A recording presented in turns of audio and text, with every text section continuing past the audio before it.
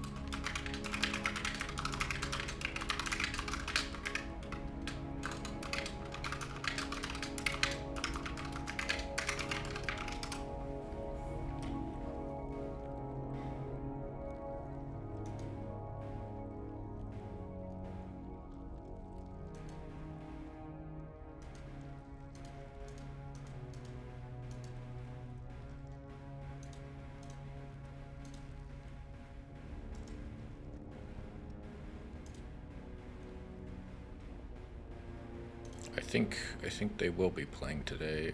I don't know why Pond or whatever their name is didn't get checked in, but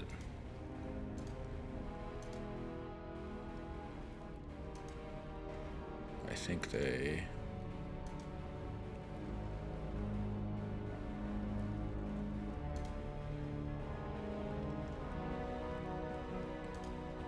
I think Challenge was maybe just being silly.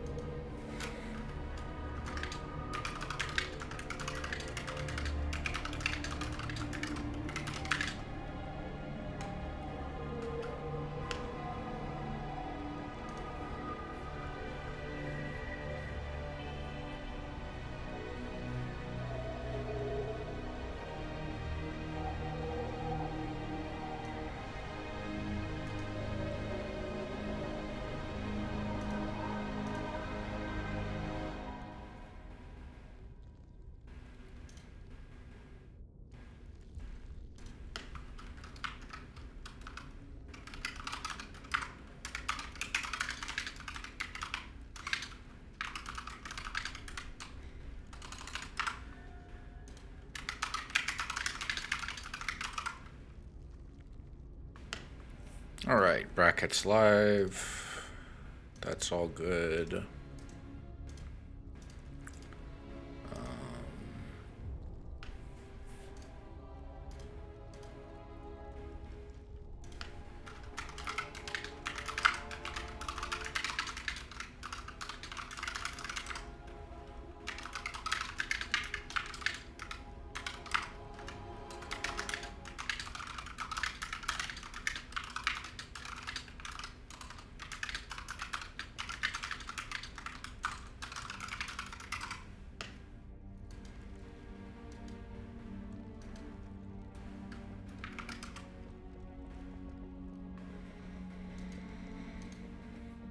Okay.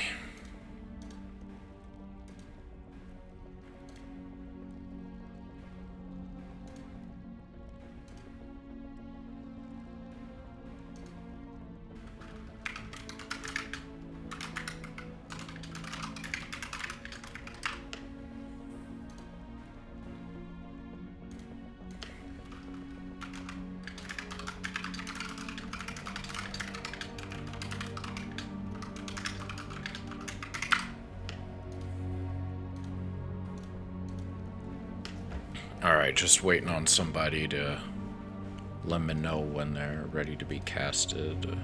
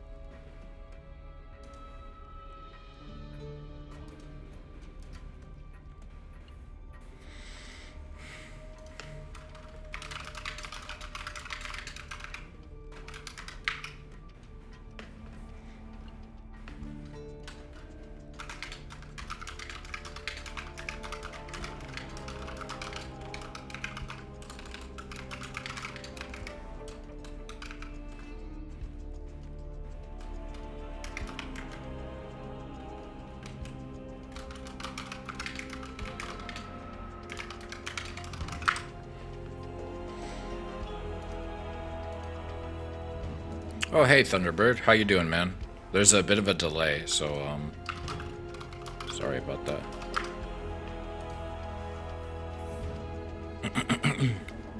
Yeah, we're just getting,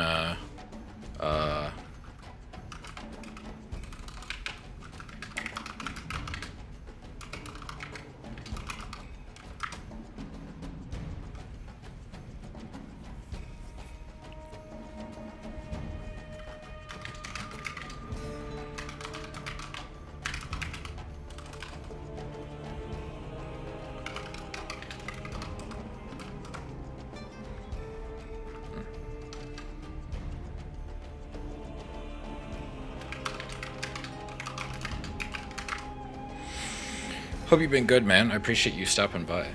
I hope we have a good tournament.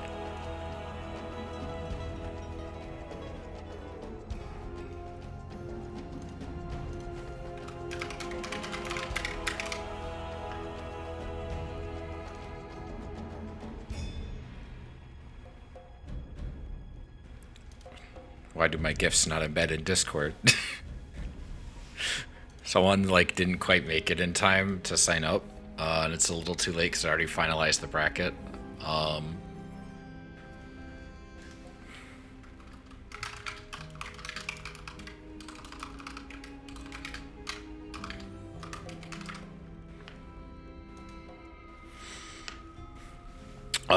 So the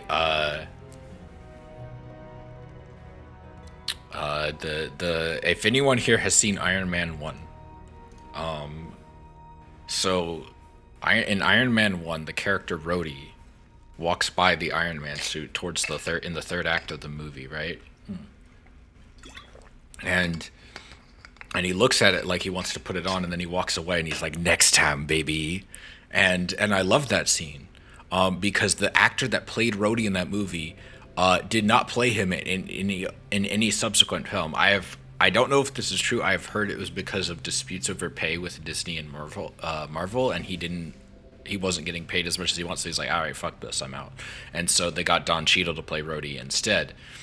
So I just think it's funny because the actor that played that character did not have a next time, baby. He just didn't come back. So there was no next time. So I love using that gif whenever I can, and it always just makes me chuckle. It's really stupid. I'm gonna talk with the other TO and see if maybe next week we can get a different map pool. Maybe not next week, but the week after. I like the idea of maybe us like having different maps, like a rotating pool of maps every month or so. I think that could be a lot of fun. And if she's cool with it, I'd love to do that. I think she might be busy today because she didn't. She's not playing and she's not casting, and she didn't she didn't respond to my messages. So I think she may be just as busy today. So, yee. I wish I could do like slash commands in Twitch. Like I wish you could just build certain commands into Twitch themselves. Itself. But I remember Melody was talking about, and when we casted together a while back, that a lot of the maps that are we're starting to get now in the current pools are like very Newkirk. All right, this map's kind of whack. It's like a spiral.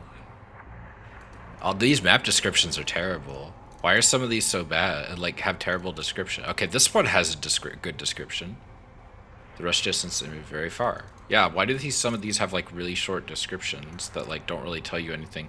This is the latter edition of the GSL tournament map. Why doesn't it tell you what it is though? It doesn't tell you anything. Some of these do. Oh. Oh. Okay, we're doing something. Ah. Oh, can do yes.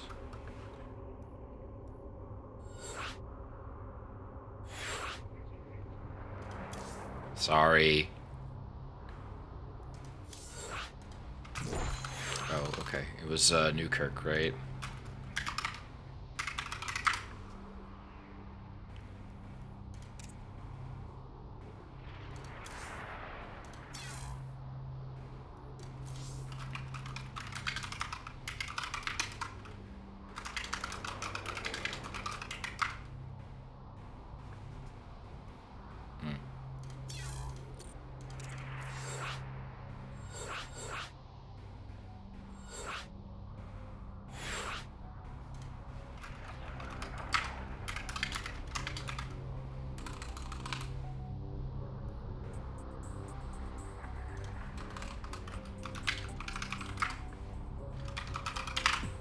Okay, I don't know what I'm doing, clearly. Did I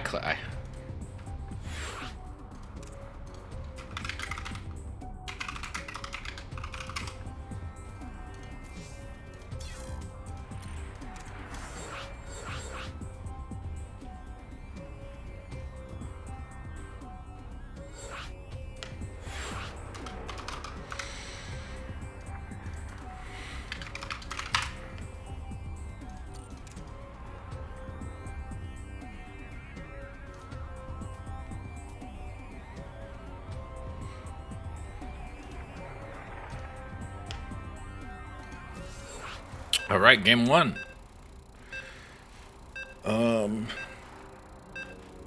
Best of luck to all. Newkirk's kind of a neat map. I kind of like it. I've been enjoying casting games on it. We got a good old PVZ here. I love the Star Party icon. It's been a while since I've played some Star Party. All right, in this first game of the tournament, best of 3, we have Grommet in the bottom left as the blue Protoss, and as the purple Zerg in the bottom right, we have D's Nuts. He got us all. I might just call him D's for most of this, because, you know. Because I don't want to just say D's Nuts all the time. Because I will laugh like an immature child. We got a Overlord Scout. Looks like it's going to the natural first for D's. Grommet getting a pylon next to his main, which is interesting. I was under the impression that pylons at the low ground were the go-to, but maybe I don't remember because last week's kind of a blur to me. A lot happened last week. I don't think we saw a ton of Protoss games. Melody, I know, I remember she did a few Protoss games. All right, we got more workers being chronoed out. We got a gateway first. Okay, cause like when Melody played, she did she did gateway and forge at the low ground, and with a cannon and I think it was a zealot in the wall to wall off. which I thought was really smart. Grommet and D's aren't too far apart. They're about 200 MMR. Nothing too wild in terms of difference. We got 6 Lings going out. So this was like, I forgot to mention, this was like a fast pool. And I don't think Grommet's going to have anything to deal with this before these Lings get over here. He should see that with the probe going across to scout. But I don't know if he's going to be enough because I don't think... he's gonna try chronoing out Grommet's gonna try chronoing out a Zealot, but I don't know if they'll be able to make enough. They're getting a Cyber Core now as well. This is gonna be interesting. Maybe they can pull some probes to help defend here. Another chrono goes off. The Zealot is out, and the Lings are instead gonna go for this pylon. I know current meta, a single like Zealot can be beaten by 4 Lings, no problem. But I think D's might be worried about the probes being pulled, because if he pulls the boys, Grommet definitely wins this fight, but he will lose a lot of stuff. And now we got two Zealots, and we have the Mothership Core being chronoed out as well. Look at that animation. Look at that. Let's look at a zoom in on that. That's a cool animation. Good job, Blizzard. You made your animation cool. We got a probe blocking the natural here of D's. And we got these Zealots going to get in a bit of a skirmish here. Mothership Core is out, and I think that's going to kind of end this harassment here. I guess without the shield battery, Protoss may have had like somewhat of an easier time defending here. I will say with the ramp this wide, maybe it was really hard to defend back in the day with TOS against Ling rushes like that. Alright, this probe is going to get killed off, I think. Well, maybe. Oh, that Ling's going to catch up, it looks like. He's going to get like one more hit off. Ooh, that poor probe. Then the probe goes down. Poor bastard. He died as he lived. I don't know, floating. He died standing up. Mothership Core and the Zealots are defending the interests of the natural here. We got a Sentry on the way. That's probably a good idea. The Zerg did not have Ravagers in Legacy until Legacy of the Void, so here in Heart, it is it's going to be good for the defense. So far it looks like D's is just macroing up, getting Queens, getting drones. Natural still on the way. Warp Gate on the way for Grommet. D's is going to send out a Scouting Ling. I really like this map. Oh, okay, the Ling's going for the Xel'Naga Tower, or a Xel'Naga Tower. There's another one up here, obviously, but and we got another probe here. We're going Forge. Very good, very good. We got workers getting chronoed out. So far, Grommet's been pretty good about spending his chronos. It's good to hear, good to see. Very, very proud. Queen making its way down to the natural. I think D's may have just made 2 Queens in the main just to like speed up Queen production. We got the Mothership Core going across the map. Be cool if they like they used it to deny scouting. That'd be pretty neat. We got double gas going in the natural.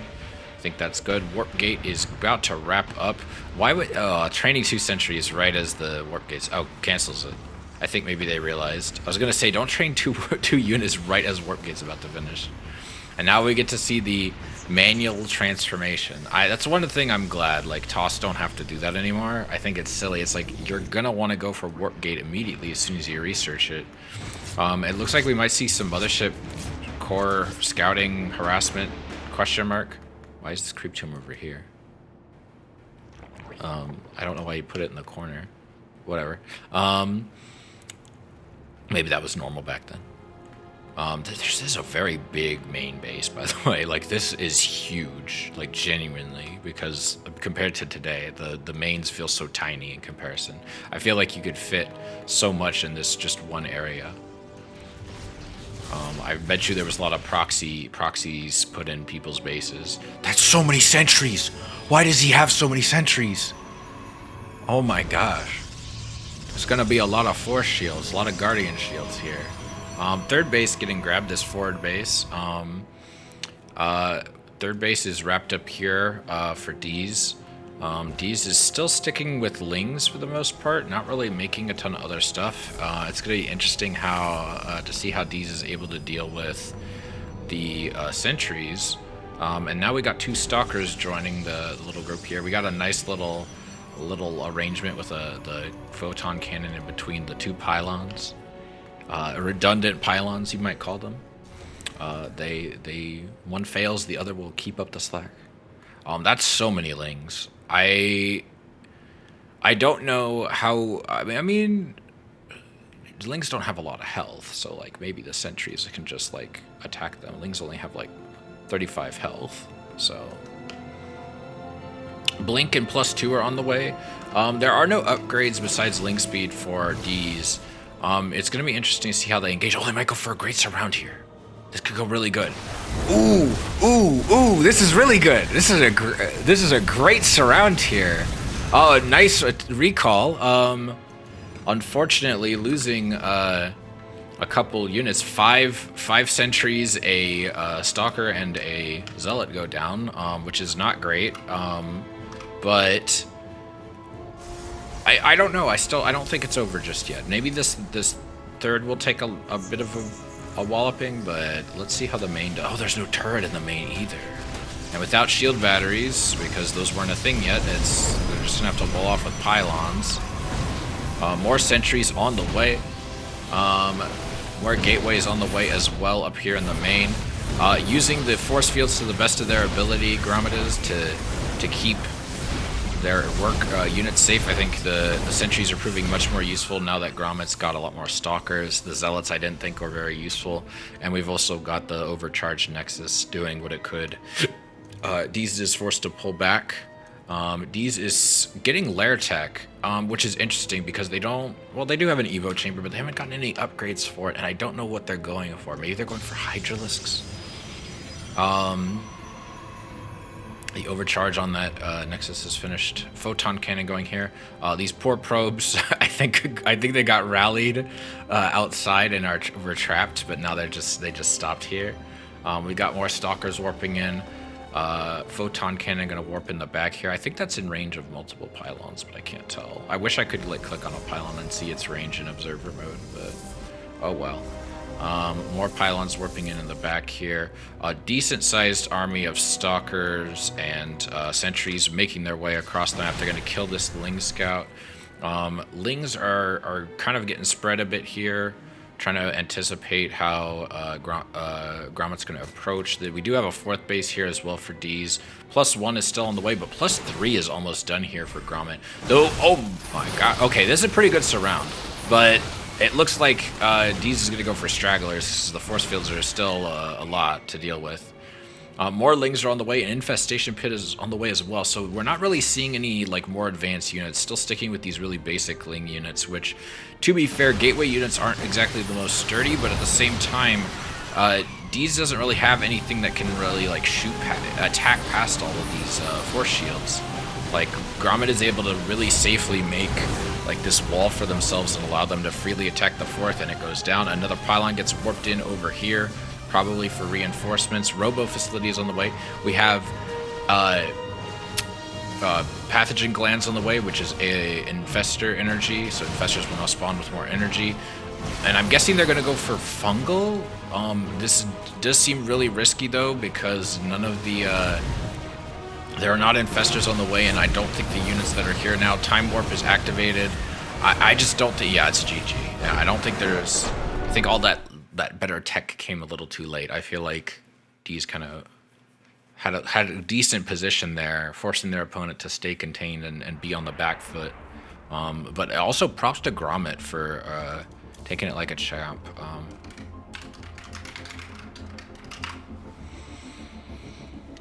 A lot of lower level players would panic if they saw something like that, and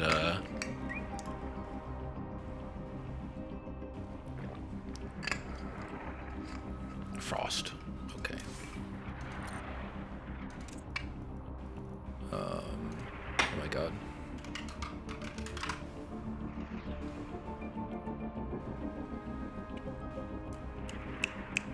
Let's go.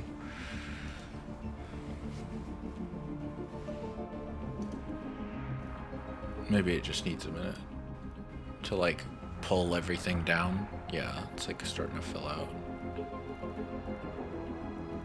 Frost, hello.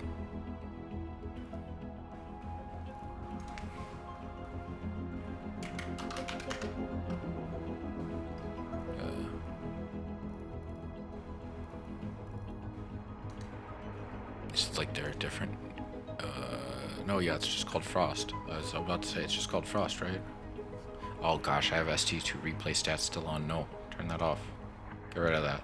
I'll spoil the games.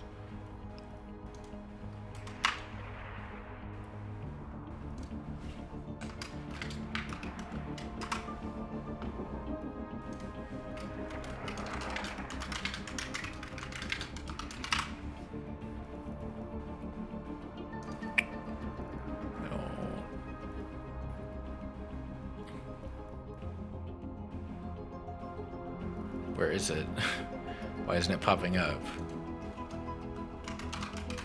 Frost. Oh my god.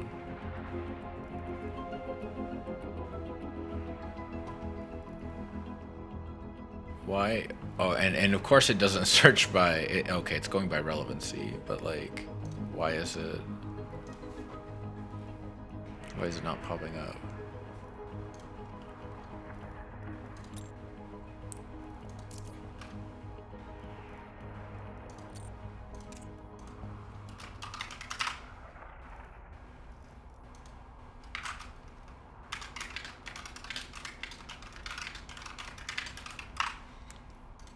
Frostily, come on.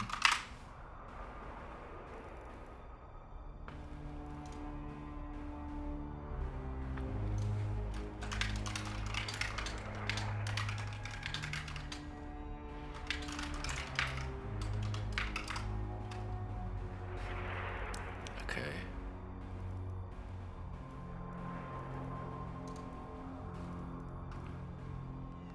Oh, wait.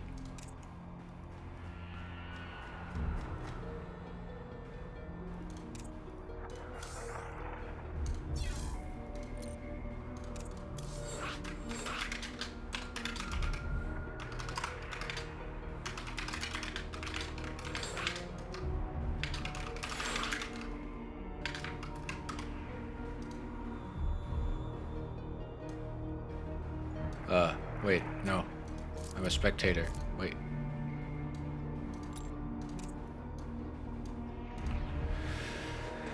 Alright.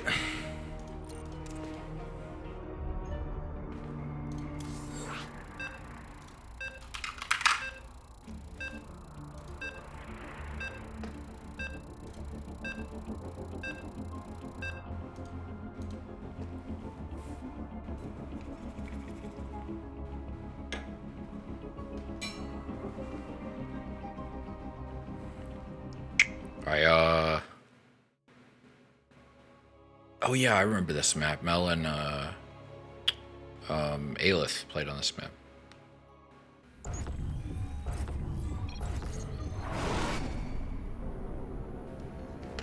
All right. In the top left, we have Grommet with a single point to their name as the blue Protoss. And in the top right, we have D's Nuts as the purple Zerg. Will be referred to as D's going forward. Alright, so far both players just macroing up like normal, nothing too odd. Just making some droners and some probers. No chrono just yet. Pylon goes down. Overlord on the way as well for both players.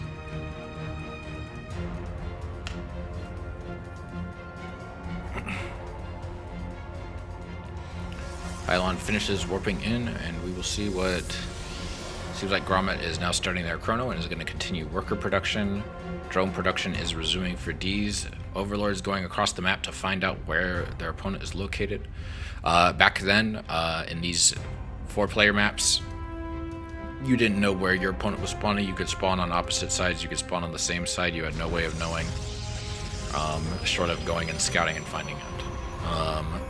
Gateway on the way at the high ground again in the main. No spawning pool yet for D's. Oh, but it does seem like they're going to get their natural now.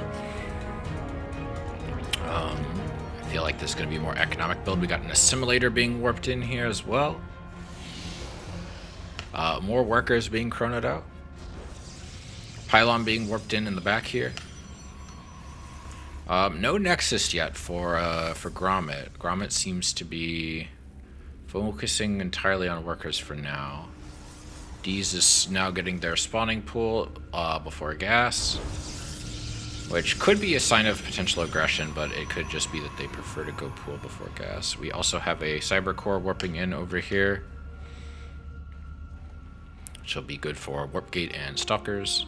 No Adepts. Adepts were not a thing yet. No gas yet from D's. Looks like they're just focusing on trying to get Lings out right now, getting minerals. Also, they're supply capped, so they probably want that Overlord.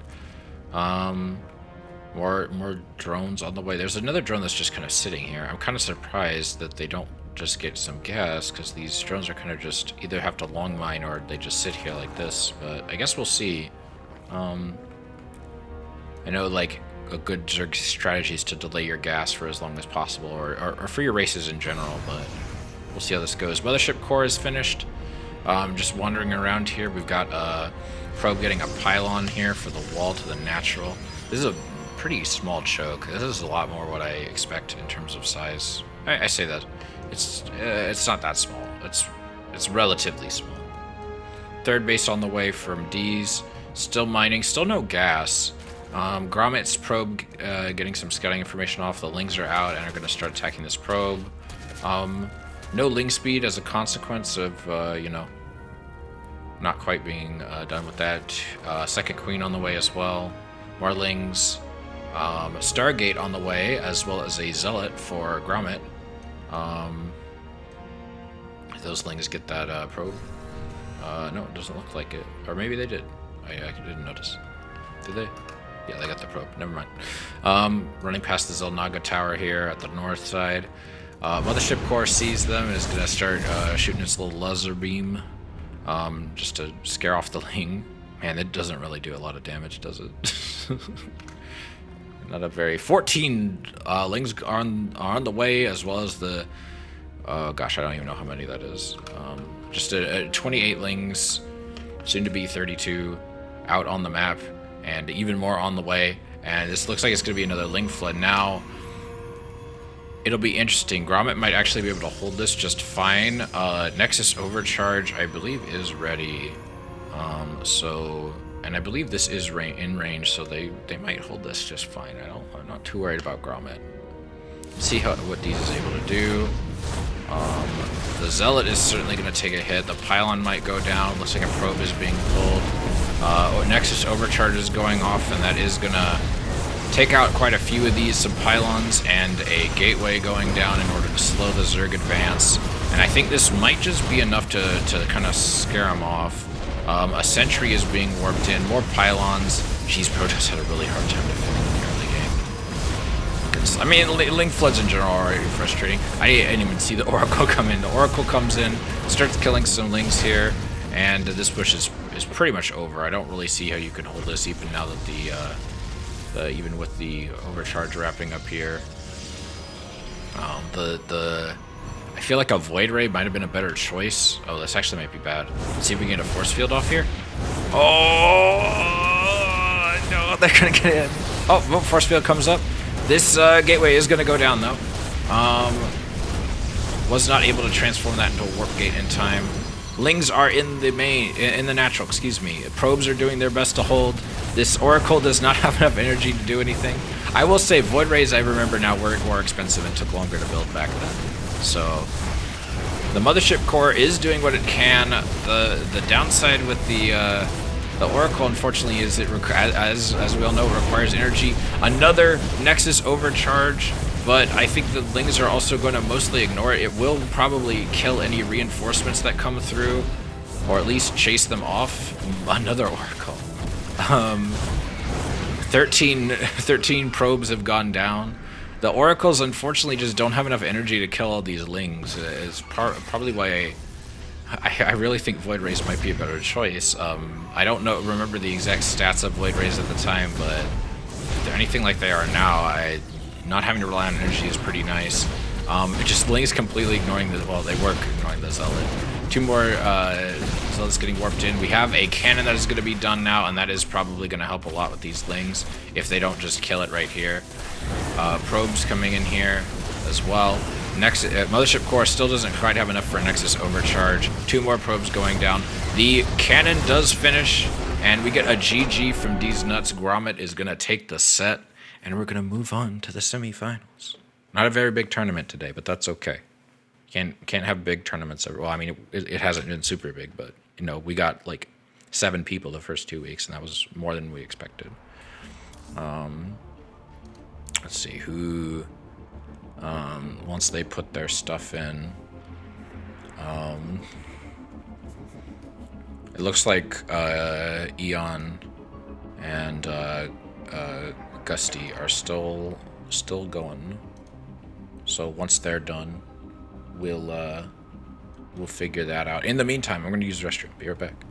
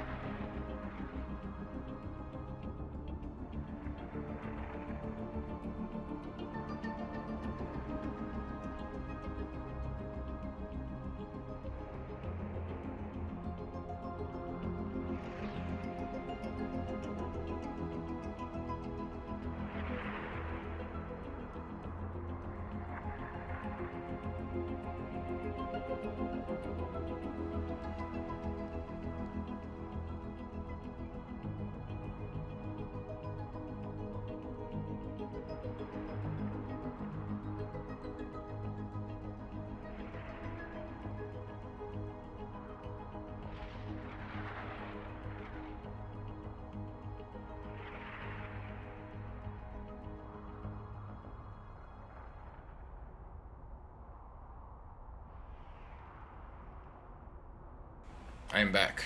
I've got a Red Bull because I'm a little sleepy. I took a nap earlier, but I ended up waking up early. Because I was tired. I love that Grommet's username on Challenge is Hi Jenny. We're casting a Heart of the Swarm tournament. We're reliving the game like it was in ye olden time of 2013. Pretty fun. Not the biggest, not the hugest turnout we've had, but it's okay. Still having a good time. All the races were very different. Liberators were not a thing in the multiplayer. They were, I think, a campaign-only unit.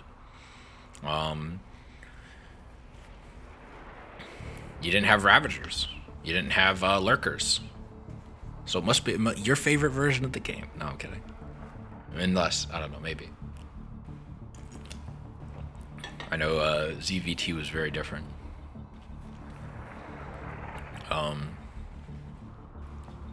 But I wouldn't be the person to ask specific details of how the matchup was played. I just know what units were and weren't there.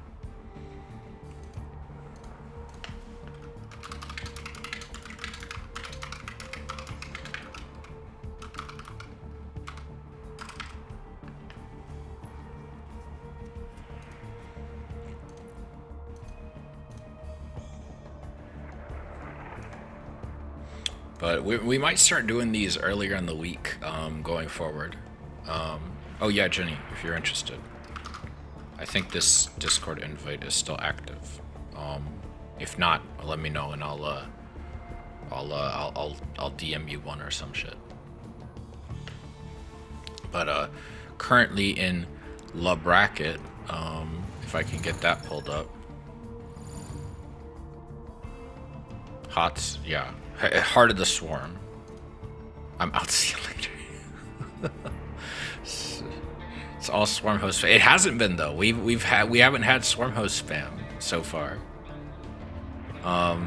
So far it's been honorable macro. Well, not honorable macro games necessarily, but it's been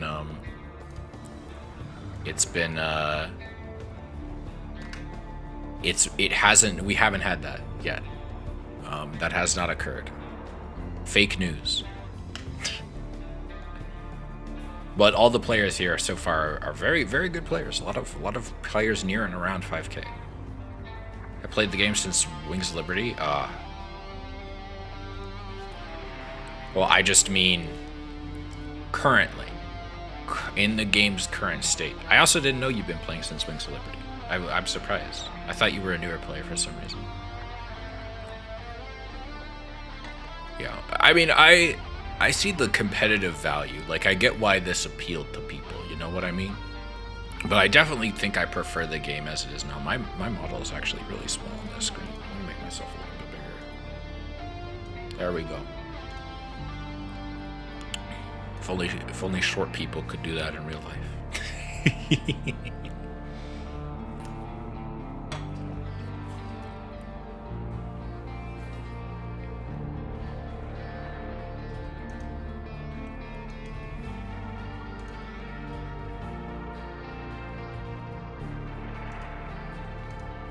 But yeah, I definitely, I think, I don't know if I would have enjoyed StarCraft as much if it wasn't like it was now. Because I really like the speed of the game right now. Versus like how it was in Heart of the Swarm. Like things feel a lot slower, and I think there is an appeal to that, both outside of nostalgia, but at the same time, like I think it probably was healthier for the state of the game to make it a little more fast-paced. I do have some criticisms, I guess, that kind of overall that I think Stormgate and Immortal are trying to address, especially Stormgate, because I saw an interview Hearthstone did this week with one of Stormgate's devs, and he was talking about how they feel like air-to-air combat is too emphasized in StarCraft 2, and they kind of want to reel that back a little bit, give you more anti-air ground units. Because like currently, the Terrans are the only ones who really have a good anti-air ground unit that lasts till the late game at least. And granted, it is a more late game unit, but still, like no other race really has something like that. Like the Toss don't have a good anti-air ground unit. The Zergs certainly don't. Like, and I do not count Spore Crawlers, obviously. That's a structure. But everything, you're short. Not real life. No, in real life I am 6'1". I don't know how much is that in European. I actually don't know. Let me do the math. It's my standard response to people knowing about height. I hate our coffee on the top shelf. That's funny.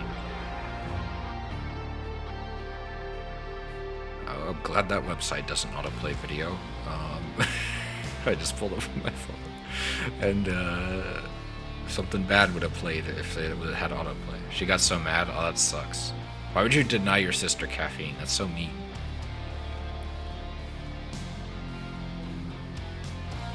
Yeah, I am 185.42 centimeters, apparently. 185 centimeters. I sounds like a big number. I wish we just used metric. It would be so much easier.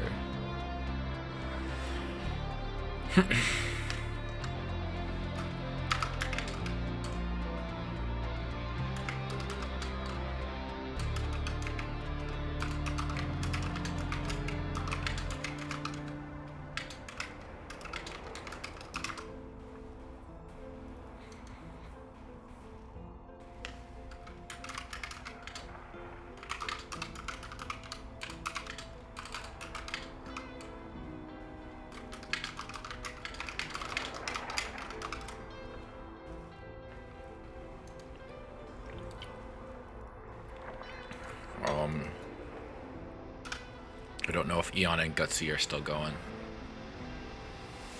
They're so tiny.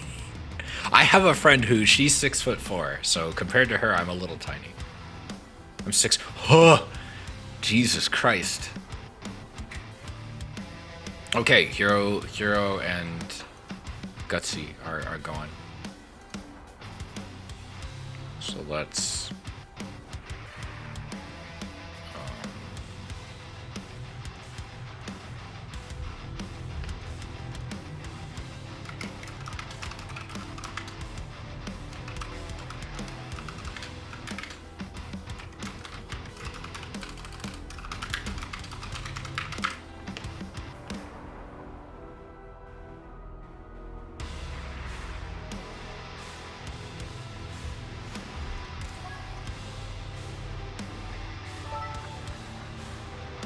She gets Twitch. Oh, okay. It's a health concern. I apologize.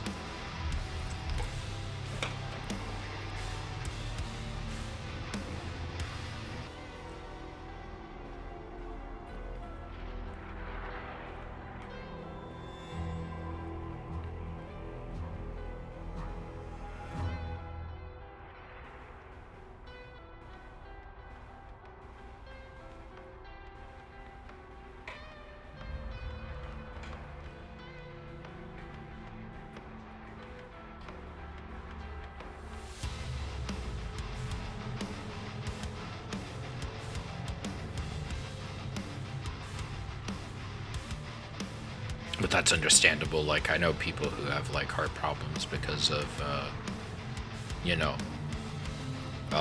because of caffeine sensitivity, so they can't drink a ton. And if they drink too much, they get like sick or can have problems. That always sucks, obviously.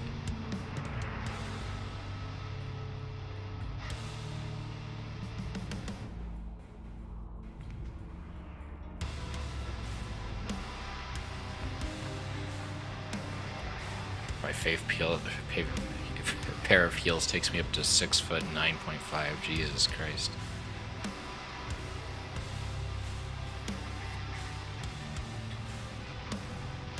That's tall. You should play basketball. I don't know how big basketball is over there.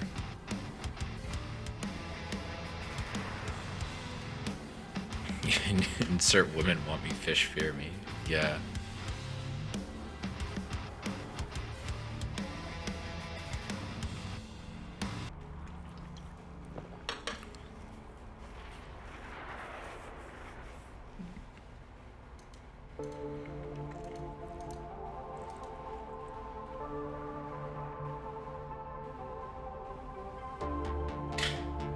It's also really funny when she pouts for me, pouts at me. That's funny, yeah.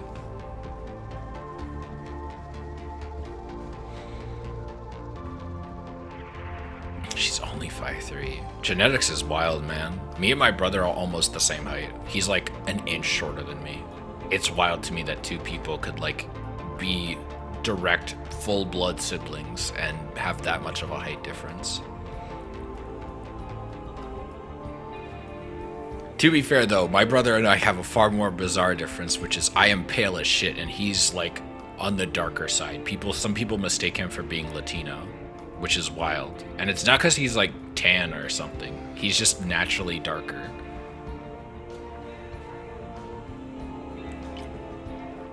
It's weird. Maybe we got, like, Italian in our blood or some shit. Her GF wasn't saying the night she couldn't get it down far. It was funny. That does sound funny. I hate basketball. Aw. Shame. And it's kind of tiny over here. Oh, yeah. I imagine, yeah. I know it's more of an American sport. I know basketball is kind of popular in China and Japan. I don't know about other countries. Koda's first map. Okay.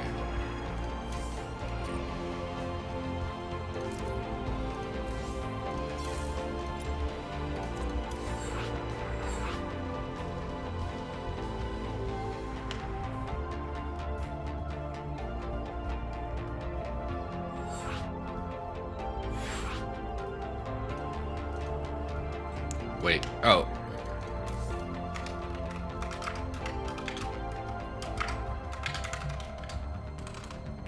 I'm misclicking.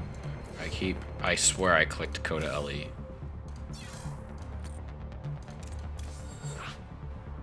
I did sports in my youth. I played rugby, hockey, ton of cricket. Cricket's never made sense to me. Maybe I need someone to explain the rules to me.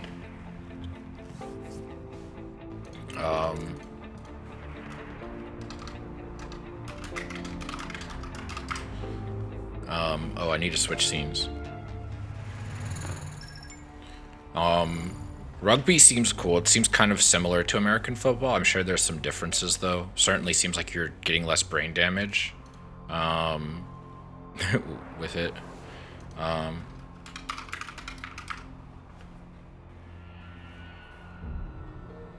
then hockey, I assume you mean like ice hockey, which that's a thing in parts of America, but like not where I live because I'm in the South, so it doesn't really snow here. So my city has a hockey team, but yeah. Between me and Julia, the joke is I got the height and she got everything else because she's smart, charming, one with a PhD in pure maths, engaged to a Slovenian model. I feel like you're pretty smart, Jenny. Or at least from our discussions.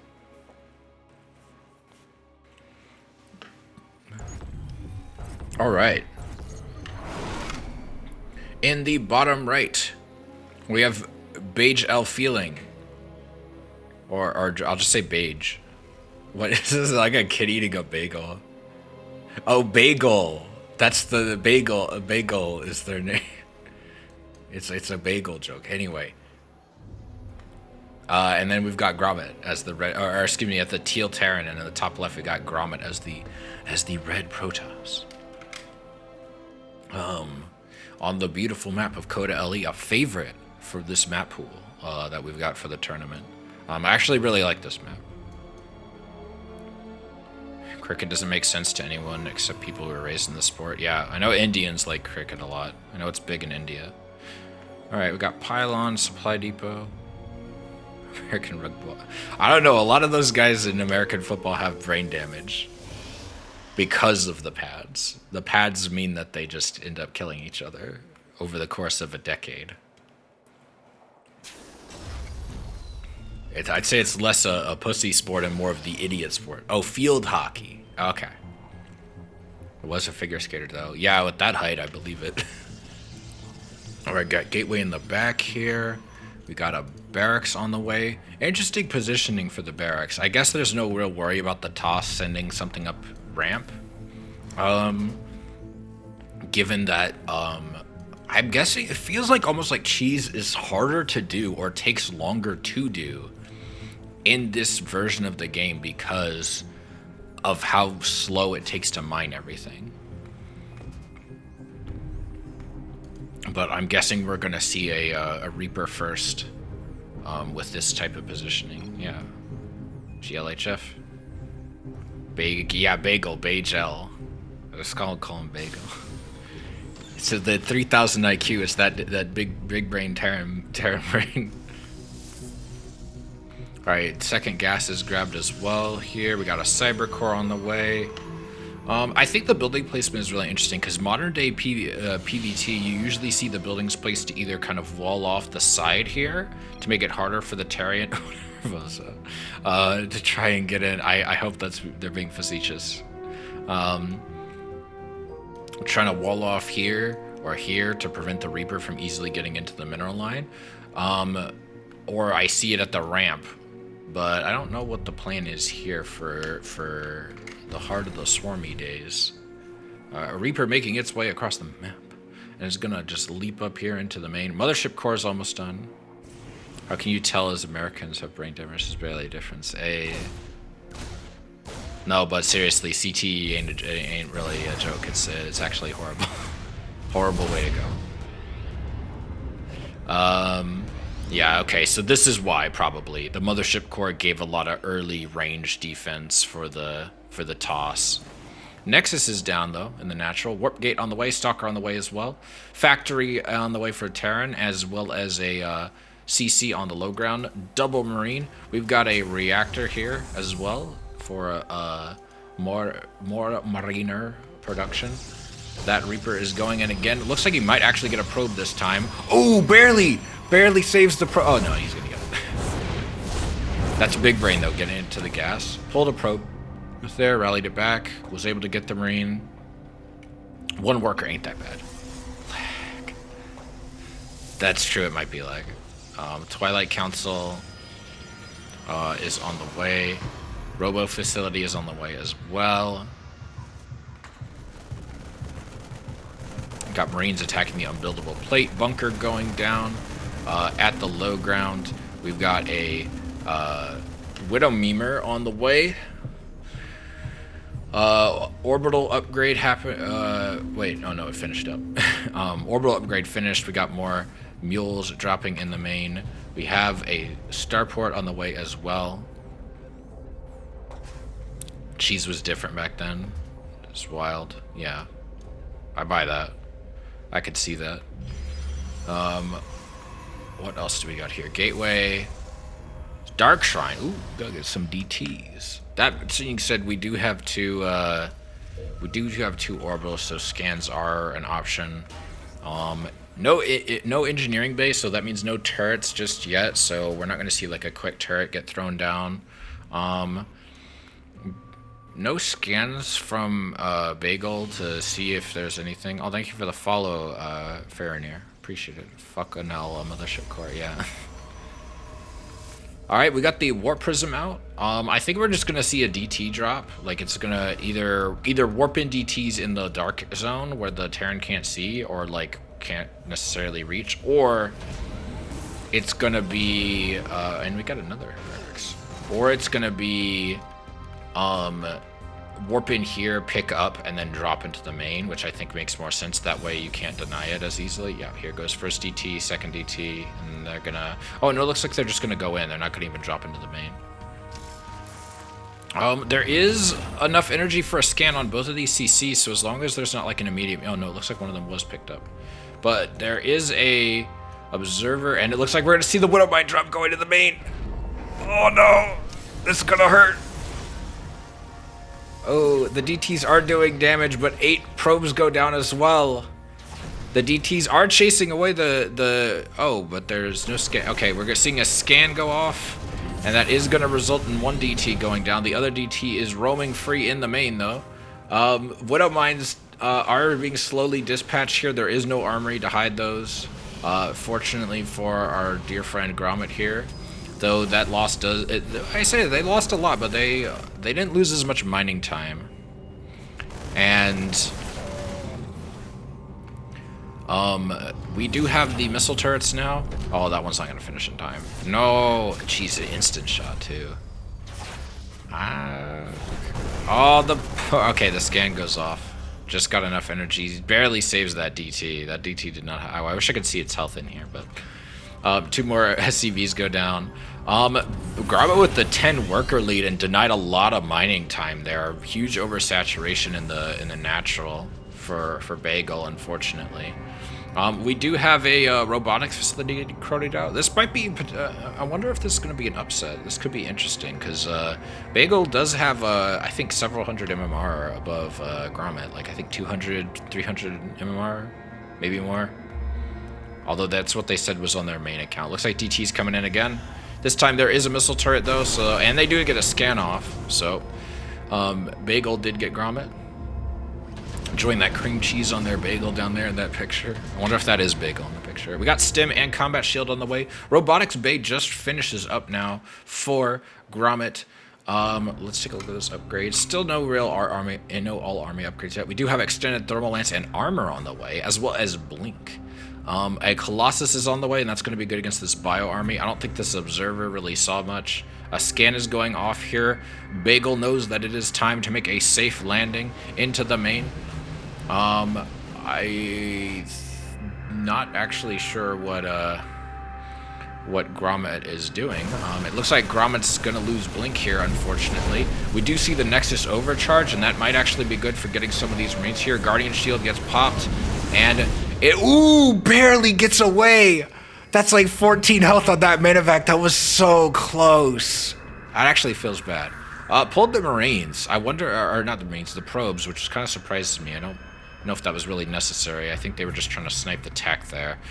But there's a Colossus out now. I feel like losing an upgrade sucks, but Twilight Council seems like it's mostly served its purpose, I believe. Well, no, actually, no. I don't think you need Twilight for, no, I don't think you need Twilight for, Robo Bay. Robo Bay only needs Robo Facility, right? I think. I need to know more about that. Concussive Shells, coming out soon. We did get, Stim and Combat Shield. +1 is on the way as well for Bagel. Blink is started up again. I guess, where did we built the Twilight Council down here then. I see. +1 armor is about to wrap up. And extended thermal lance as well. Another Colossus on the way. Some sentries getting warped in. We got quite the drop going in here. Why did he boost? Was that an accident? Another double drop. I don't know if the observer saw that. It looks like it might have. It looks like we've got a pylon going down over here. Third Nexus. Looks like Bagel's sitting on 2 bases for now.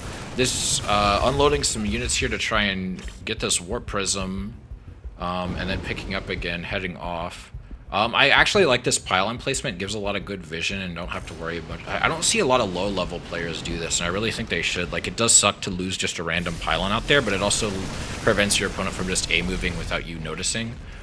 This is actually, I think, a really bad spot for Bagel to engage. Ooh, nice job with the Force Shield. But the Colossi make that scary. Colossi do bonus damage to, the bonus damage they do to light units in Legacy, they do full damage to everything in Heart, which is not really a fun time. And Colossi don't need to worry about these cliffs here, they can just walk right up. Ooh, a lot of army there. Nexus Overcharge going off. A couple of Stalkers gonna get picked off here. Guardian Shield gets popped. Mothership Core and the army are engaging here. I think we're gonna have to see a pickup and a boost away. Barely misses the medevac again. No. 5 probes going down, which stinks, but to a Widow Mine no less.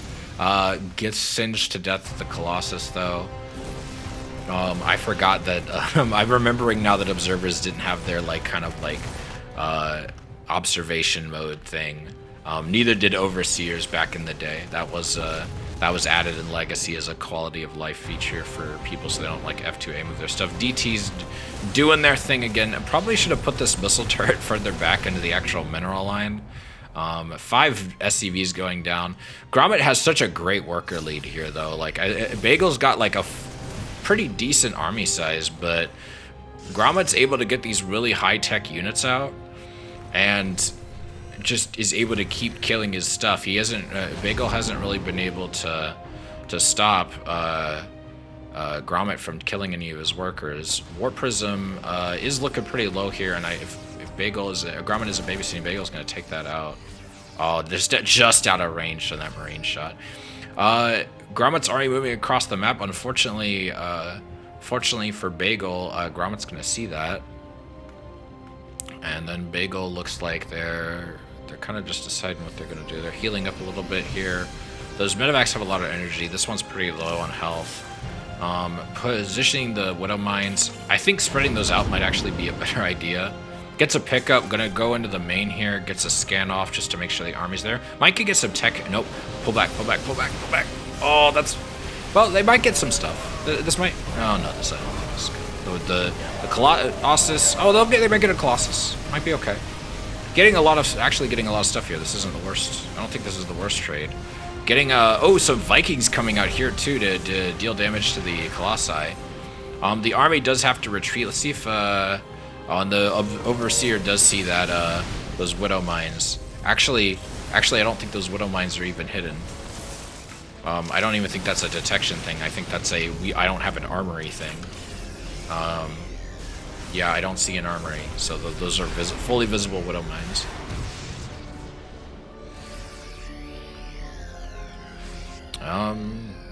But yeah, they can't really engage into this without being like super careful. I would say maybe sending in like the Colossi to try and attack them from range would probably be the smart move. At the same time, they got to be really careful about these Vikings. Otherwise, they might lose the Grommet might lose these Colossi, which would be really bad. They do go down, losing a couple units to these Widow Mines. Guardian Shield does help though. I believe Guardian Shield just gives like a flat damage, like resistance, like functionally bonus armor, but I assume that works against Widow Mines as well, because the Widow Mine attack is an ability on like a cooldown. So, but I'm not sure. I want to say yes. I don't think. I think there would have been a lot more damage here if all of those Widow Mines had hit, like right there, like they're about to. Oh my gosh. Unfortunate. Guardian Shield getting popped again from one of these sentries. Bagel is catching up in workers now. Bagel with the third base here, actually outmining their opponent thanks to those mules. Grommet is mining more gas though, which does mean more high-tech units. We do see +2/+2 on the way for Grommet, and we see +2 infantry weapons, +1 infantry armor, and +1 vehicle weapons on the way for Bagel. We have Sonic Storm on the way as well. We're going to see some Templar, maybe some Archons as well. I think Templar would probably be the best choice. You need that splash damage if you're going to fight a later game Terran army. Trying to put down a sentry tower here, but that's going to get sniped. And it looks like a decent amount of damage might be done here. Hallucination going up. Great way to debate the opponent into maybe thinking there's more Colossi than there actually are. Though that being said, oh, actually, oh my gosh, Zealot dropping the main.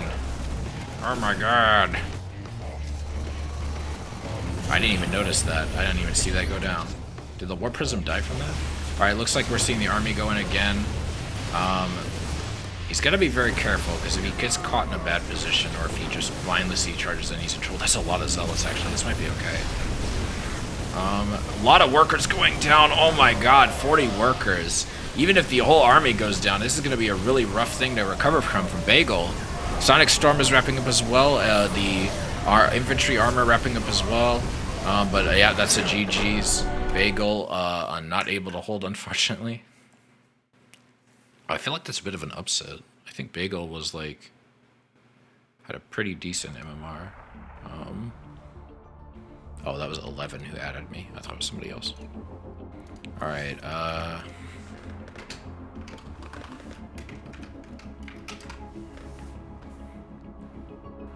don't remember what map 2 was.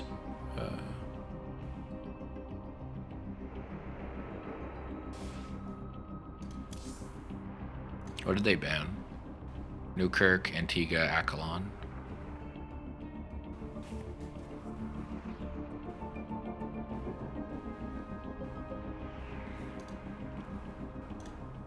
Maybe they're debating. Looks like D's Nuts versus Eon is still going. I'm such a child. I still think that's funny. T building positioning doesn't match up anything you remember. Yeah, it does seem a little odd. I think maybe he just wanted to reduce the travel time of the Reaper, but like I don't feel like you're saving that much time, and you're also getting an add-on kind of out in a really like far out position. Cloud Kingdom, okay. I like this map. I like pretty much all of these maps.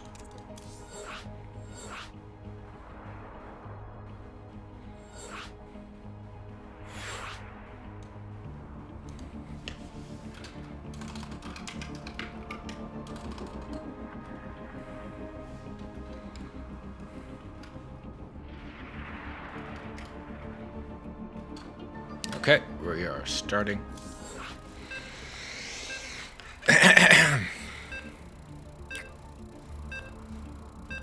Oh, I forgot to change myself to a ref, but it's fine.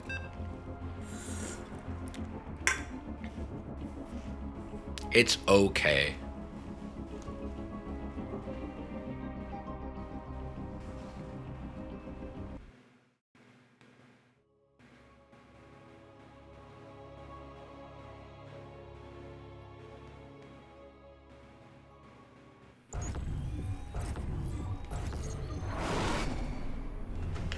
All right. In the top right, the cream cheese bagel enjoyer themselves it's Bagel as the Teal Terran. And in the bottom left, as the red Protoss, we have Grommet with a single point to their name. Coming to you live from Winner's Bracket. We have a SEV being rallied to the natural, which is kind of interesting to see. Because we already had 2 made, and then we're seeing 1 rally to natural. We're seeing a pylon from Grommet. Oh, okay. I think he just said to the natural just because he was clicking on the mini map. He just wanted it to go towards that direction so he could start building the thing, the supply depot. God, remember how big supply depots were in Brood War? Like, those things were massive. I think they were a lot smarter about it this time around. Alright, we're getting more workers get chronoed out. I think that's good. Get them workers ready. Alright, we got the barracks still building here from Bagel. And Gateway is on the way as well from Grommet, getting their first gas as well.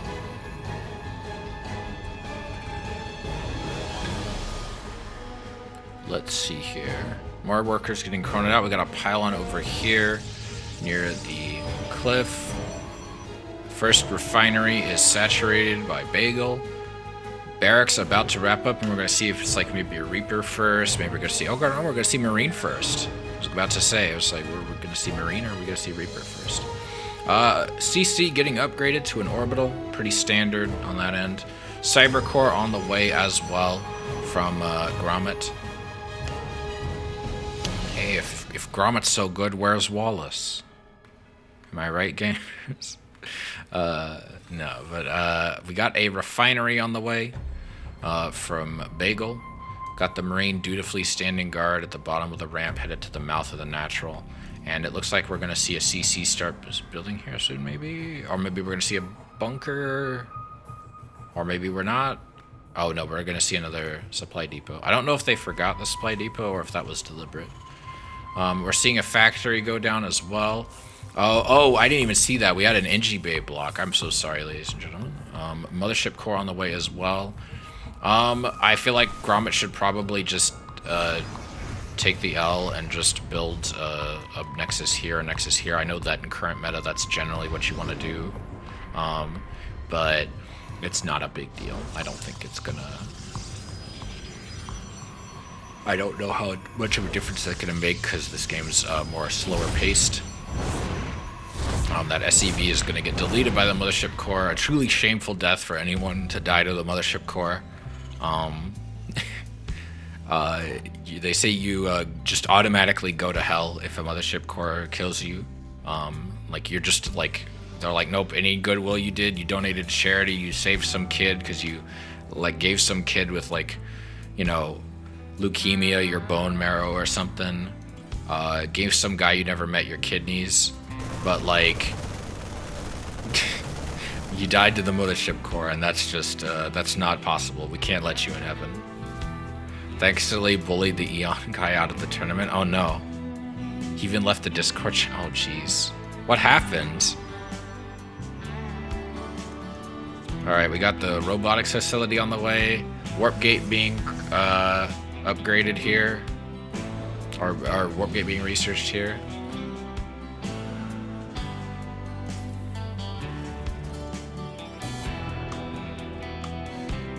You can message me later if you think it's something sensitive. I can maybe see if I can talk to him.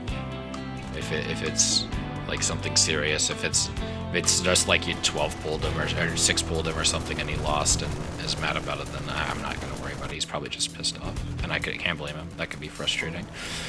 We got the Widow Memer on the way.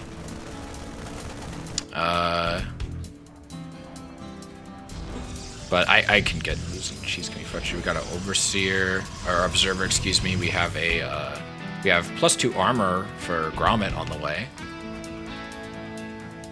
and we have a starport. Not starport. The starport is making a medevac. And it looks like we're going to see a pickup here of all these Marines and a Widow Mine. And it looks like that is going to head over. Warp Gate is going to wrap up. I think this Observer might see this coming. Robotics Bay is on the way as well. It doesn't look like anything's getting moved, though. Oh, surely he sees it by this point, no? Oh, no, I don't think Grommet sees it. Wait, why would you drop here to kill a pylon? I mean, a pylon is still a good kill to get. I don't think that's terrible, but... Like, free pylon, but, like, maybe some more high-value targets. Maybe they were worried they couldn't get in. They didn't exactly scan or anything. Observer now taking a look inside the Terran's Bane, seeing that it's very much a bio build here. Barracks getting switched around, getting some more tech labs on those. Building some reactors here on the starport and the factory, probably for more Widow Mines, more medevacs. Colossus on the way, ground armor, level 1 wrapping up. We also have combat shield and stim being researched at those beautiful tech labs. That's actually probably the main reason, because it looks like we're getting just Marines here. Wait, is that Marine trapped? Is that Marine trapped? Oh, we do see another pickup here. I think that Marine's stuck. Oh no, that Marine's stuck. Even 5K players make mistakes, people. I actually don't know if Bagel's 5K. I don't remember what their MMR is. I think it was 5.4. 5.4. I don't remember. Oh, loses the medevac. Accidentally clicks and kills his own stalker. We could laugh at each other, folks. It's all in good fun. That is kind of funny. Extended thermal lance and +1 ground weapons is on the way, as well as the Colossus. 3 more gateways. We also have +1 infantry weapons on the way for our Terran friend Bagel up here. Bagels obviously provide, they got that cream cheese, they got that vitamin, or not vitamin C, that's oranges. They got that calcium, builds strong bones. That means you can pull your gun trigger harder, and that allows you to deal more damage. Fun fact. Ground weapons level 1 is wrapping up here for Grommet. Blink is being researched as well. Extended thermal lance is going to wrap up in a little bit as well. We got a decent sized bio army here. Marine Marauder, Medevac, the classic, and Widow Mine. The 4 M's. Pylon going to get taken out here. Doesn't get a cancel. Grommet doesn't get a cancel on it, sadly. That being said, Grommet has a lot of very expensive units here. They might actually be able to like chase their opponent off here. Might be able to pop a Guardian Shield, maybe? I don't know if that's enough energy. Oh, not quite enough energy for... maybe one of those. Mothership Core's there too. Going for a drop here. Oh, no. Yeah. Going for a drop. I think that's a good move. Trick your opponent. Might be able to use that Mothership Core to get a Nexus overcharge. There is a robotics facility that's going to finish making a Colossus here, but it looks like it's just headed over there. So, ooh, Stalker does chase away the medevac, though. I don't feel like there's enough medevacs for this to really, like, have sustaining power. Oh, Grommet's not looking at their mini-map. Oh, they're going to lose a couple workers here. Widow Mine's getting a position. I think this is a good position here. Colossus trying to go in here. I feel Nexus overcharge going in. Gonna... Ooh, missile hits. I don't know if... there is no armory here, so I don't believe... Oh, no, the mines are invisible. Without... Oh, what? I thought you had an armor.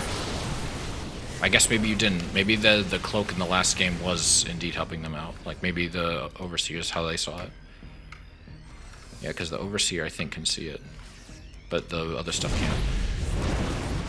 Nexus Overcharge doing what it can. Army is out of position, though, to really engage here. I think Grommet is naturally very worried about their expansion here. But at the same time, yeah, those Widow Mines are all on cooldown. I think Grommet's good to push out here and try and engage. Trying to take out these Widow Mines as well before their cooldown ends. Rocks getting broken here by Bagel. Looks like we're starting +2 infantry weapons. +2/+2 is also almost done for Grommet here.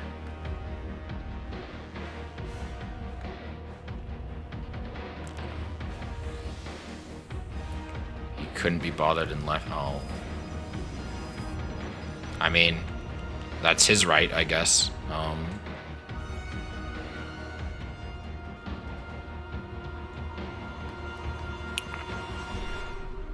He'll probably get over it. I mean, I can understand getting tilted. It happens to the best of us. When you're passionate about the game, even if it's a more chill thing. All right, we got a lone marauder here, hero marauder, down here, just by himself. Looks like we've got a photon cannon building down here. Getting some static defense at this pace, I think, is a good idea. More Colossi on the way. I'd love to see some Vikings or something from Bagel here. Bagel does have a really nice army count, though. Sizable army lead. That being said, not a lot of medevacs to really keep these units healed up. He is able to pick up a lot of the stragglers here, those concussive shells doing their best. +3/+3 is on the way, though. Grommet is ahead on upgrades. Pretty much across the board here. More zealots being warped in. Another starport is going down. I'm assuming that's going to eventually be for... Oh yeah, now we're seeing Vikings. I was going to say. Grommet getting a nice worker lead, which is kind of a shame because Grommet's the one who's been on the back foot this whole time, having all this pressure put on him, and Bagel really has had room to expand, but has been just focusing on churning out army this whole time. Maybe just preferring to go for a more aggressive approach, but... and I say that, he's starting to catch up a little bit. He's not that far behind, and Terran always have mule drops to help compensate. Ooh, these Colossi are going to do a lot of damage. Great force field placement there, really splitting up the army. No detection with the army, unfortunately, able to really see these Widow mines, so they're going to get a lot of damage off that. Colossus has very little health, and I'm worried that might go down before the shields can recharge. Observer finally making its way over here. Let's hope it can kill those Widow mines. Yeah, there we go. Get those Widow mines before that cooldown ends. Oh, can they get it? Oh, just barely, thankfully, for Grommet.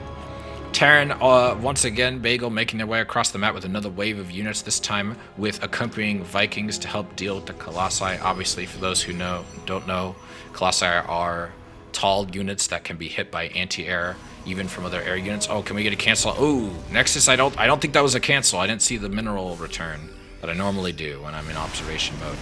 Oh, might get to pick off a Colossi here. And very interesting position that Grommet is in here, unfortunately, being forced to kind of like deal with an army pressure for two sides. That being said, a lot of very expensive units here might actually be not too bad. Got a little bit of static defense. The Mothership Core does have enough for another Nexus overcharge. Another wave of units coming in here. Just Bagel with a very sizable army. I say that Grommet's catching up.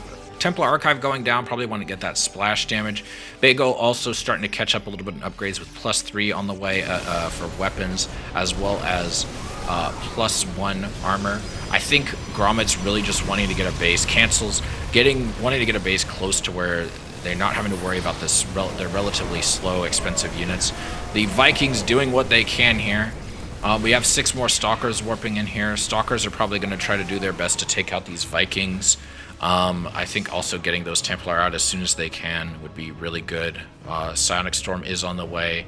I think chronoing that out might honestly not be the worst call, because I feel like they're going to need it. I feel like eventually enough Vikings are going to get produced where they're just going to be able to one-shot a lot of these, just like shift-click them all. Trying to scout here with the Zealot. That being said, both players do know where each other's army are. We have some Archons morphing here. I guess if you're worried about someone pushing and Psionic Storm isn't ready, that might be a good use. You do get the bonus damage to biological units that Archons are famous for. There aren't any ghosts out, so you don't really have to worry about getting EMP'd or anything. So, also chain lightning, very good ability. That being said, speaking of the devil, we do have a Ghost Academy. And we have, I don't even see what was warping in there. Nexus overcharge is on the way. Colossi are going down. Storm is not done yet, and I don't think these Templar have enough energy for it just yet. Maybe, I think they might have enough, actually. Let's see. Got 2 seconds. Shields level 1 wraps up as well. Shields level 2 has been started. We have more sentries warping in, more zealots. Yeah, they do have enough energy for Psionic Storm. Oh, this Nexus over here that he was trying to get is going to be spotted by that scan. And let's see if maybe Grommet can catch the army off guard. Maybe we can see a storm. Maybe some storm. Both players pretty even on eco so far. Bagel's been doing a great job of keeping Oh, ooh, eats a huge storm there. Gets a little bit of a self-storm there. Does lose a couple of Templar, but that being said, that was a good storm. Got a lot of ground units there. I don't think that was bad at all. Ooh, eats another full storm. That being said, a lot of units are getting hit. A nice blink there. More reinforcements trickling in for Grommet. Probably going to push the rest of this army away, I think. Another, being very aggressive about taking out those Templar, which I think is really good. Mothership Corps coming in to join the fight, for whatever that's worth. Not enough energy for Storm on these High Templar right here. Dark Shrine is on the way as well. We've got more Stalkers warping in. Shields level 2 is going to be wrapping up in a bit. We got a Ghost on the way. EMP is going to be very useful here against this the Toss army. It's also going to be very good against the High Templar, especially if Grommet doesn't control them the best and can't feed back anything. These 2 cannons are going to finish, but I am worried that about that. Oh, nice placement of the Sentry Tower here. That's going to... No more scans are needed in order to spot those. That being said, if DTs get warped in, those scans are going to be pretty important, but we do see a lot of... we do have quite a bit of few orbitals here, so that might not be that big of an issue. Well, we do have enough energy for Storm now. We might be able to get some good Storms in here. The Bio Army is very clumped up. Got a Guardian Shield popping up. Going to be very good to help deal with the Terrans. We get a Storm out here, maybe. Oh, I could see it. I could tell how he's moving those. He wants that Storm so bad. He wants to just unlimited power those soulful, those Bio boys. More Marauders on the way. Ooh, the army is pretty spread out though. Storm gonna force them back a little bit here. Gets quite a few units. I think the Ghost got killed there, which is really unfortunate for Grommet, or for Bagel, because I think that was the only one he had. That being said, it looks like Grommet's gonna get cleaned up here. The Archon merge and attempt to slow the army down a little bit, kind of retreat.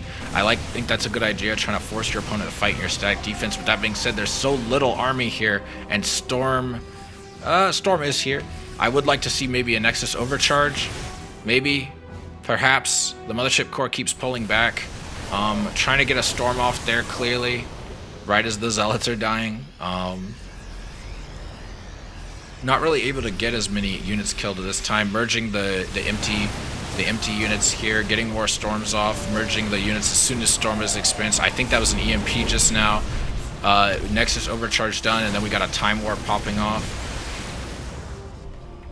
I don't know about the Time Warp, that didn't seem like it was very useful. Nexus overcharge is going to slow this advance a little bit. DT is making his way around the map, and it looks like it's going to go and try and cause a distraction. Trying to blink here, get some favorable concaves. I do like this. The medevacs are starting to run out of energy, and so this might actually be potentially a good position, especially if Grommet can keep getting his opponent to fight into his advantaged territory. Unfortunately, these Colossi just really aren't able to get anything done. There are far too many Vikings practically one-shotting these. If we look at the upgrade situation, it is favored for the Toss by a bit.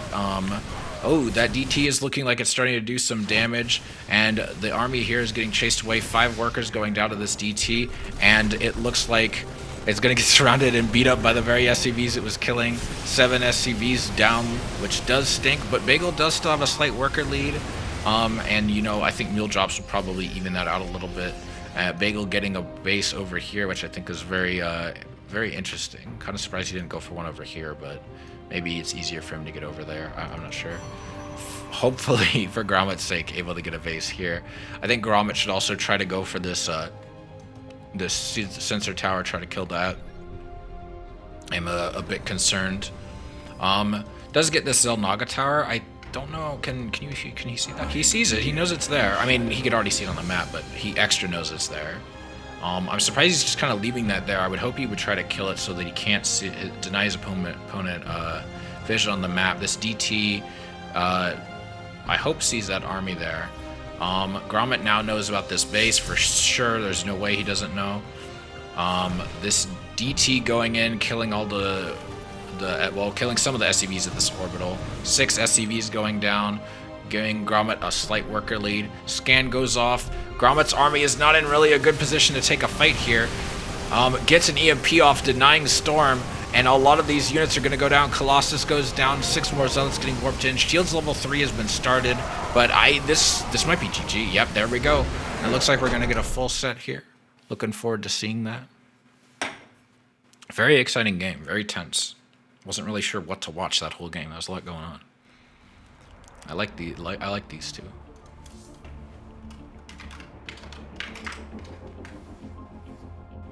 I should tweet that the semifinals are going on. That's probably important. Newkirk. I thought they banned Newkirk.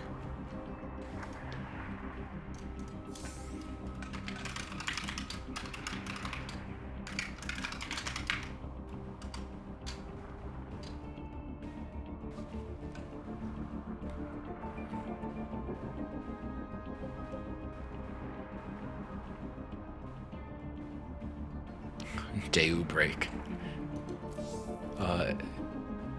Daybreak.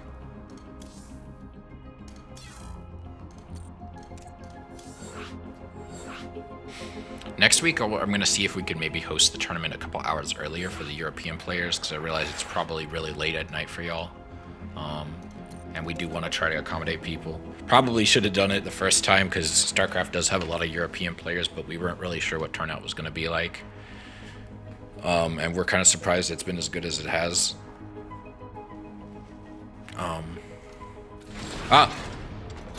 No. Return to lobby.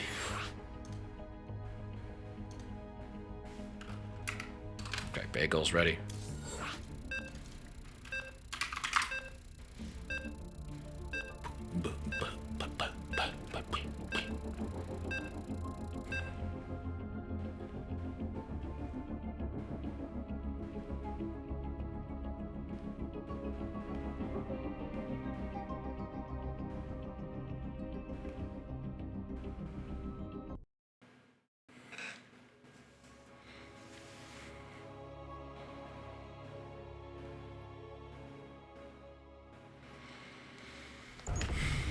Okay.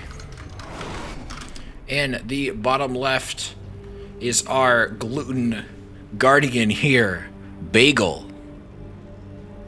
And in the as the Teal Terran. And in the top right, we have our Red Protoss Grommet. My favorite thing to shove my PC cables through inside my case. That sounded bad. I didn't mean it like that. Don't take that out of context.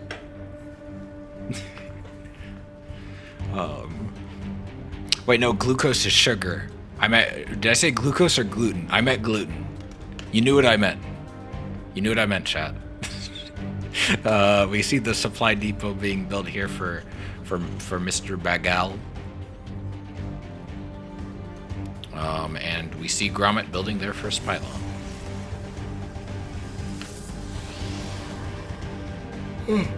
Oh, we see the workers getting chronoed out here. Very nice, very nice.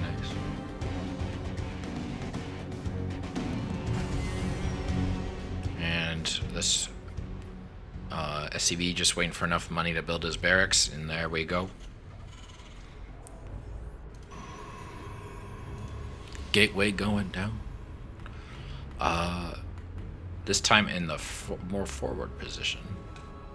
Game looked pretty close. Yeah, I thought that was a really close game as well. I thought it was really good. I really enjoyed that. That one was very exciting to watch. Kind of exhausting too. Casting games like that are high energy is exhausting. Casting long sets in general is, or long tournaments in general is exhausting by yourself. I feel like with a second person it's much easier. Oh Lord, are we getting a proxy? Hello? Ooh. We got a pylon going down here on the south side of the map near the 6 o'clock base of Bagel. I'm interested to see what we'll see warped in. We got a CC upgrade and a Reaper on the way. Back at home, we're seeing a Cybercore warp in for Grommet. And then we're going to see what warps in here at the pylon. I don't know what he's waiting for. Possibly, he's still spending money at home. So he's definitely not cutting workers for anything. I'm interested to see if maybe it's for a Dark Shrine or something. But I'm not sure. All right, we got the Reapers moving across the map. We just see a star. Ooh, proxy Stargate. Very nice. I do not know how useful this will be. I assume it's going to be Oracle. It might be Void Ray. That could be interesting. No shield battery, so it's not going to work like it does currently. The Terran might actually have an easier time holding it. Ooh, the probe. The poor vulnerable probe. It might go down, but it looks like the other probes are chasing away the mean bully Reaper. Wait, that says Brokeback Mining Station is tonight's movies on the little thing. Followed by Night of the... Oh, I can't read all of that. Oh, I can't read the joke. I'm sorry, Blizzard. I couldn't read the joke on your little map. Night of the Z. Yeah, that says Brokeback. Tonight's movie is Brokeback Mining Station. When did Brokeback Mountain come out? Was this even like, was that like a timely reference in 2013 or whenever this map came out? All right, this Reaper's still getting chased away. Oh, we're seeing an Oracle first. That makes sense. Warp Gate on the way. Another Stalker as well. Eurocroc said you said that you will ask Melody to cast with you. Yeah, I think she's busy. Because she's offline on Discord. I don't think I've seen her tweet today. I may have just missed the tweet. Ooh, 2 workers going down here.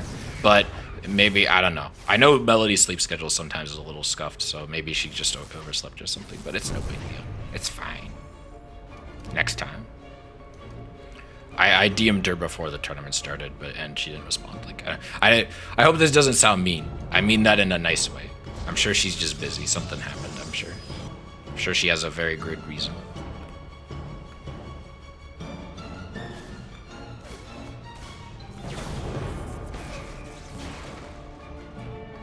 All right, Warp Gate gonna wrap up. 2 more probes going down here. Both players, even in worker count. I'm not as familiar with PvT, especially in this patch. Oh, go for the go for the mule. How much health does a mule have? Oh, mules have the same. Oh no, actually, they have more health than an SCV. But yeah, mules are. I believe it's more valuable to. Oh no. There you go. I believe mules are more valuable to have a kill than an SCV, just because they mine more, and like you can't just make another one. Like if you don't have the energy for it, like that energy you have to wait for it to regenerate. That being said, Bagel still has a decent worker count. Both players. It's still wild to see people with 23, 20, 25, 23 workers in like 20 minutes. Mothership core is done. The ever faithful. I do like that the Mothership's core has like these little holograms. So I'm getting distracted by the pretty lights. Look at all the pretty lights. No, Oracle's still doing some damage here. More SCVs getting made here. These Marines gonna try to. Ooh, they grabbed an Oracle. Very nice, very nice. If we're looking at losses here, it's not great for our Toss friend, and that's mainly due to losing the Oracles. But that being said, 8 SCVs isn't bad. Like, that's pretty good. I think that's worth the gas loss. Overslept till the evening. Well, I mean, you know how college students are. We've been there. Well, okay, maybe not all of us, but I've been there. I know what it'd be like. Total G-Gen hours.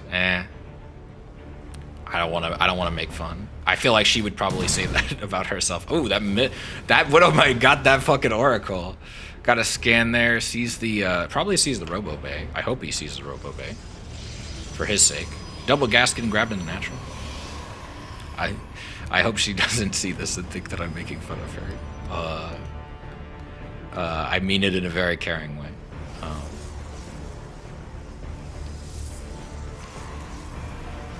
But let's see here. We got an observer here. I will say I do like the critters being out on the map. One thing I do hate about a lot of the maps in the recent map pools is the ooh, got another 3. Can we get a 4? 4. Ooh, nice Widow Mines. Okay, I really like this strat. The Widow Mines are paying off, I feel like. Like, that's a lot of gas that's getting lost here. But that being said, 12 workers is a lot. Like, Bagel is quite behind, and a decent ways behind their opponent. And I think the only reason they're out mining here is because of the mules. Is the animation for mules mining different? Like when they're carrying the mineral? Is that just me? I feel like they normally hold the crystal like in front of them, but I don't know. I'm surprised that like I think Gromit would. I would hope Gromit would realize that there's no Stargate in the main and that there's a proxy. I didn't even see what he killed. I think that was a zealot. Yeah. Oh, okay. Now he found it. Marine going in there. Gromit is not really in the best position to fight this. Unfortunately, there are two siege tanks, and I don't think he has. Yeah, he doesn't have blink. He can't really fight into this. That being said, I think the overcharge will help stop Bagel from advancing too much. He's just gonna have to siege up back here. We got two more gateways being warped in back here. That is probably a smart call. Mothership Store Core still has a lot of energy, so gonna have to be very careful. Probably gonna lose this pylon. This is a very shitty situation for Gromit to be in. Siege tanks right outside your natural is a pain that we've all felt. Very hard to break. That being said, he could probably walk the Colossus, at least up here, and move around. Well, no, there'd be nothing to take these out. He doesn't have blink. He can't just blink his stalkers up there. Could maybe warp some, and the stalkers also. No, the tanks would still get hit because they have high ground vision. Trying to push out here. That being said, he is probably going to do a lot of damage to this army, but I think he's still going to lose everything. Yeah, and that's a GG. Yeah, everyone in uni has indeed done that. Everyone's been there. Everyone stayed up till ridiculous hours or slept poorly. I didn't sleep that well today myself. I did not mean to have the campaign open. Alright. GG's. Alright, that should be... Can see her being angry about it. No, I know. I don't think she will be. That's just my... That's just the little devil on my shoulder talking. That Stinger transition didn't play properly, at least on my end. I hope that showed up good for y'all. So, is Eon still not? Is Eon not in the chat? Yeah, he's not in the chat. Yeah. Okay. D's. Yeah. If you think that Eon's not gonna come. Because it's... How long have you been waiting, D's? In fact, I'll message you in-game, actually, if you don't see this.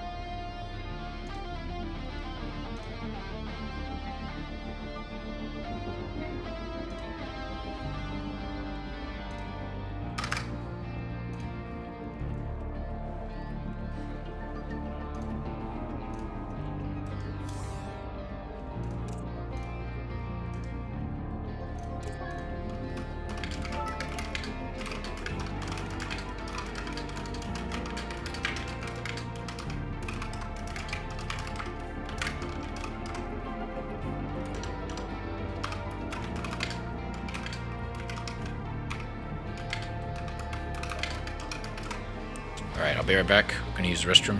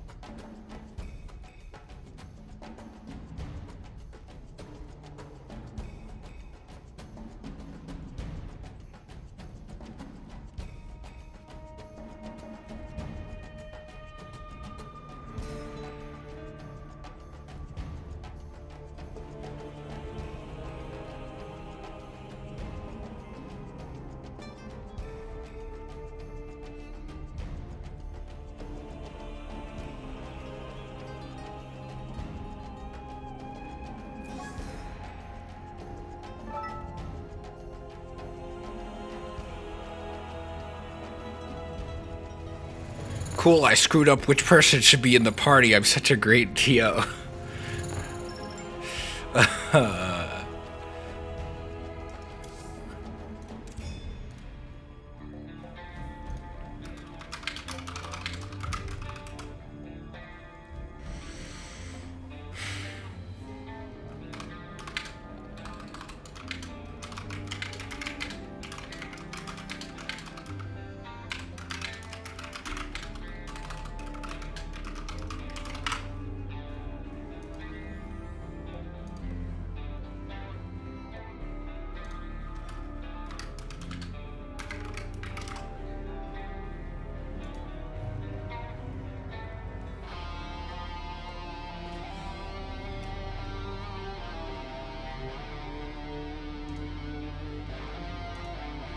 Okay, Coda's the first map, which makes things easy.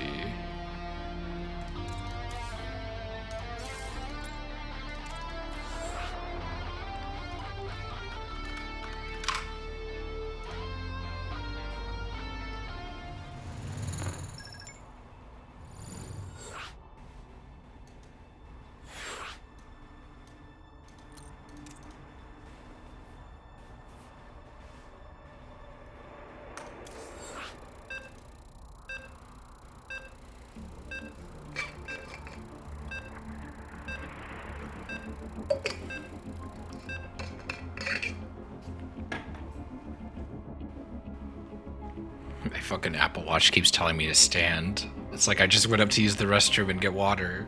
What the hell do you want me to do? I was just standing. Anyway.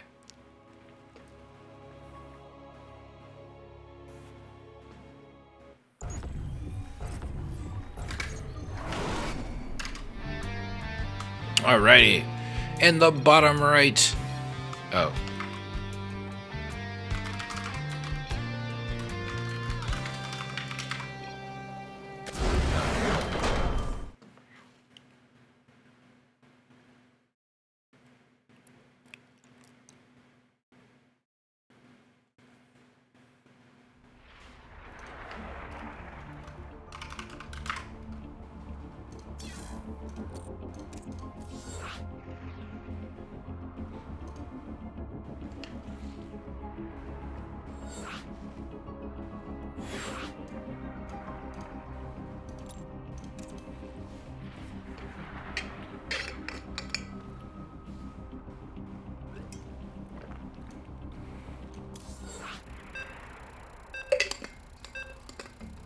Sorry about that. Slight player error. Getting another PVZ though. Grommet and D's are a similar MMR if I'm remembering correctly. I had a spreadsheet. I think I closed the spreadsheet.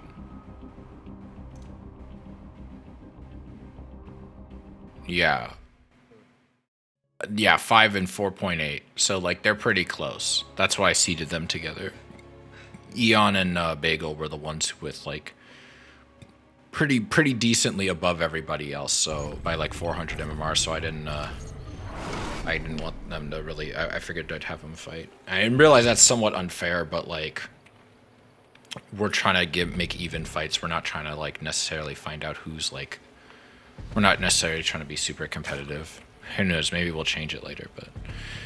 Anywho. In the bottom right, we've got D's Nuts, aka D's. And in the top left, we've got Grommet as the red Protoss. D's is the purple Zerg, by the way. Forgot to mention. We are here in the desert of Coda.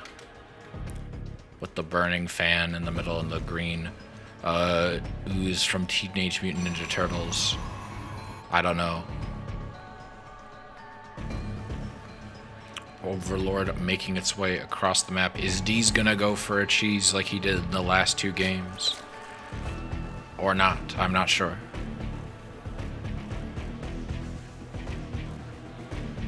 A lot of drones getting produced. Probes getting chronoed.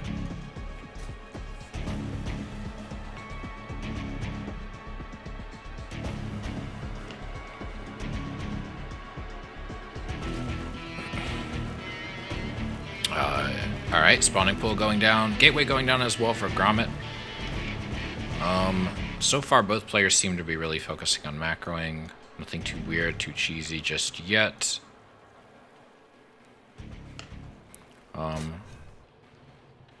But everyone is having a good weekend, by the way.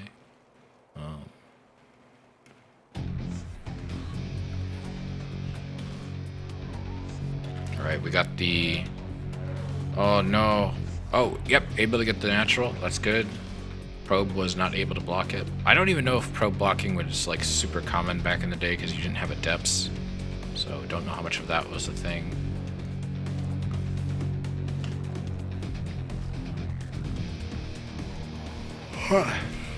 Probe being called back home. We've got the Cyber Core warping in. I thought he was making something, but then it looks like it got canceled. Oh, he's supply capped. That's why. I was going to say, that looks like a building animation, but I don't see anything in the production queue. Get a gas cancel here. Very interesting. Maybe Deez is going for a cheese. Or maybe not. We just wanted to get another drone out. Our Overlord's out. Alright, now we got a Zealot on the way, getting chronoed out. More workers getting chronoed. Actually, never mind. Now we're getting a Mothership Core. Looks like we're probably going to see a Nexus in a second. Second Overlord making its way over here. Queen coming out in a bit. Well, second Queen coming out in a bit. First Queen making its way towards the natural. Not quite enough to get an inject yet. Ling kind of chasing away this probe here. Second Ling coming in to back it up. Zealot steadfast, stoic as ever, ready to die. For the cause, for the Protoss, for Ire. A pylon going down here at the mouth of the natural. Slow Zealot can't quite keep up with the superior evolved Zergling. But it is going to chase it to the best of its ability without its Heelys, aka charge. Mothership Core going to go in for a scout or something, maybe? I don't know how much damage this is going to get done. He is going in for some kind of harassment here. The Mothership Core doesn't have a lot of armor or shields though, so I don't know how wise that is. But he does see that there's not any really advanced tech yet. Third base going down, or finishing up for Deez. Warp gate is still on the way. Sorry, my nose is a bit stuffy right now. Apologies. Gateway, pylon. Sentry and Zealot in the pylon. I forgot there's debris there. That's what the giant square is on the map here. I don't know why the square is so ridiculously huge. But that's neat. I've got double gas getting grabbed in the natural by Deez. Kind of like... I kind of like getting the naturals, the gas in the natural, because it's easier to defend the ones in the main, so you can mine out of them for longer, but sometimes in the early game I like to get the main ones first because I'm worried about the natural ones getting taken out, you know. But losing your gas, I guess, isn't as important as losing your minerals in the early game, so maybe I shouldn't. Roach Warren on the way. +1. Ground weapons on the way. Sentries firing their tickle beams at the Overlord. Sorry, I didn't see that GLH. Not forgiven. We have fun here.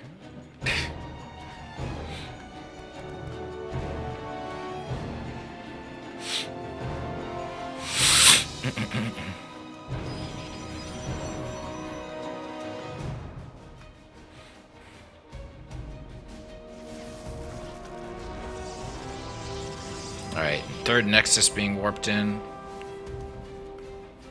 Let's see. Ling speed on the way. Lair gonna finish up in a bit. More roaches. We do have a single Evo chamber. I'm sure we're gonna see +1 at some point.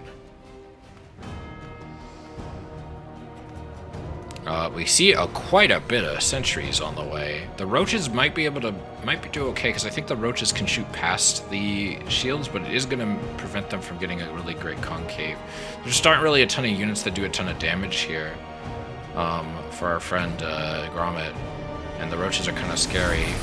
The Guardian Shield is going to help. Does take out the one creating the Guardian Shield, and we see a mass recall here. Does lose a Zealot. I think he lost, what is it? Yeah, 2 sentries and a Zealot. So overall losses, it's not great for Gromit. I mean, yeah, like he took out an Overlord, I guess, which is nice, but like I feel like the heavy sentry just, he wasn't expecting the roaches. He thought it was going to still be like heavy lings, and in that case the tickle beams are fine. They're doing okay. Definitely not what you want against roaches, though. Roaches, you need something that hits harder. Ooh, nice shield up, though. Prevents those roaches from engaging up to the 3rd. We do have some gateways warping in here. 2 more sentries. Cannon warping in here. Another sentry. Mothership Core doing what it can to sort of force these away. We do have a Spire on the way. I'm sure we're going to see Mutalisk. We also have +1 rain, missile weapons for our Zerg friend here, as well as Roach Speed. He's got 83 workers. The dude's macroing like crazy for this. This is something more macro I'd expect to see out of like something out of Legacy. Like 88 workers this early. And hard is pretty impressive. He is doing it partially, I think, to get this base as quickly as possible. What even is attacking this? Oh, hallucinated phoenixes. He is going to see that Spire, and I think he's going to see the Infestation Pit as well, if he clicked on those. That is, I hope he did. I would hope from a player this level that you would remember to click on the buildings if you're scouting. That being said, we have seen players shoot their own units and kill them twice. So, it happens. Roach is breaking these rocks. Probably a good idea. You generally want to free up stuff like that if you're playing Zerg. That being said, we are making mutas, which, granted, mutas are more of a harassment unit, but we'll see. I don't know how well tickle beams do against mutas, because I don't really use mutas a lot myself. Probably should, but I don't. So it'll be interesting to see how well that works. I imagine zealots, or not zealots, stalkers would be a much better use of that. Why is this changeling just sitting here? Buddy, get closer. You're just gonna die without having transformed.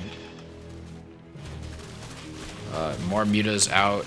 +1 flyer weapons on the way. We got +1 melee. I do think focusing on melee and missile attacks is more important than Carapace. Generally, I believe Lambo says in current meta, at least, you want to go for more weapons over armor against Toss.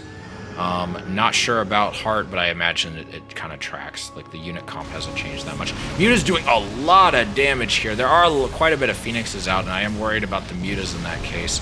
But 7, 8, 9, 10, 11, 12, 13, 14, 15, 16? 16? Can we get 16? Say 18, 19. Oh my god, 19 workers going down. D's nuts ensuring he maintains his lead here.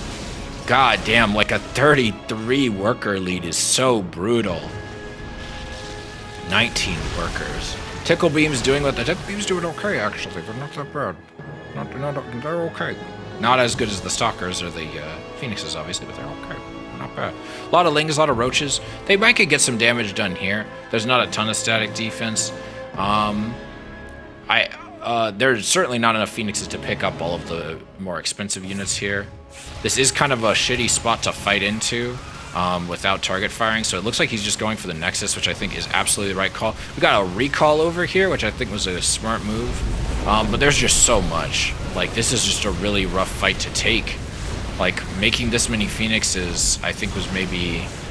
I don't think he realized how much of the ground forces were going to be. We got Hive on the way back. Melee is finishing up as this attack is going, which is going to make it even more brutal. And they got the GG from Gromit.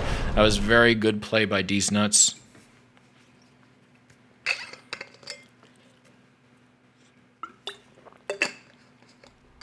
Very good, very good.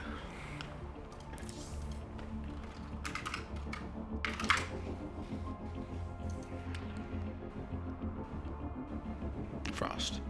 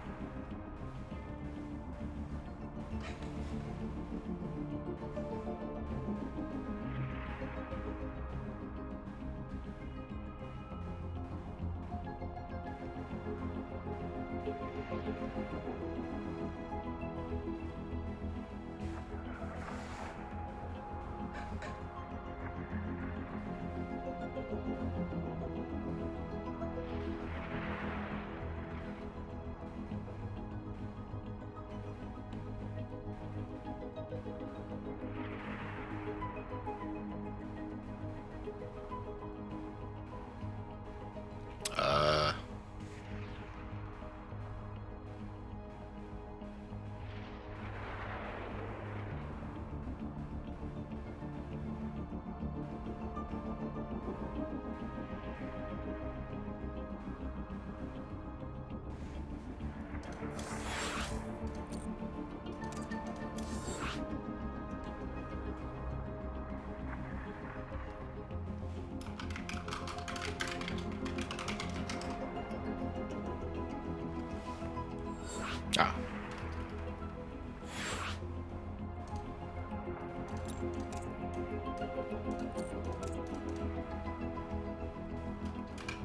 Oh, okay, they're both ready.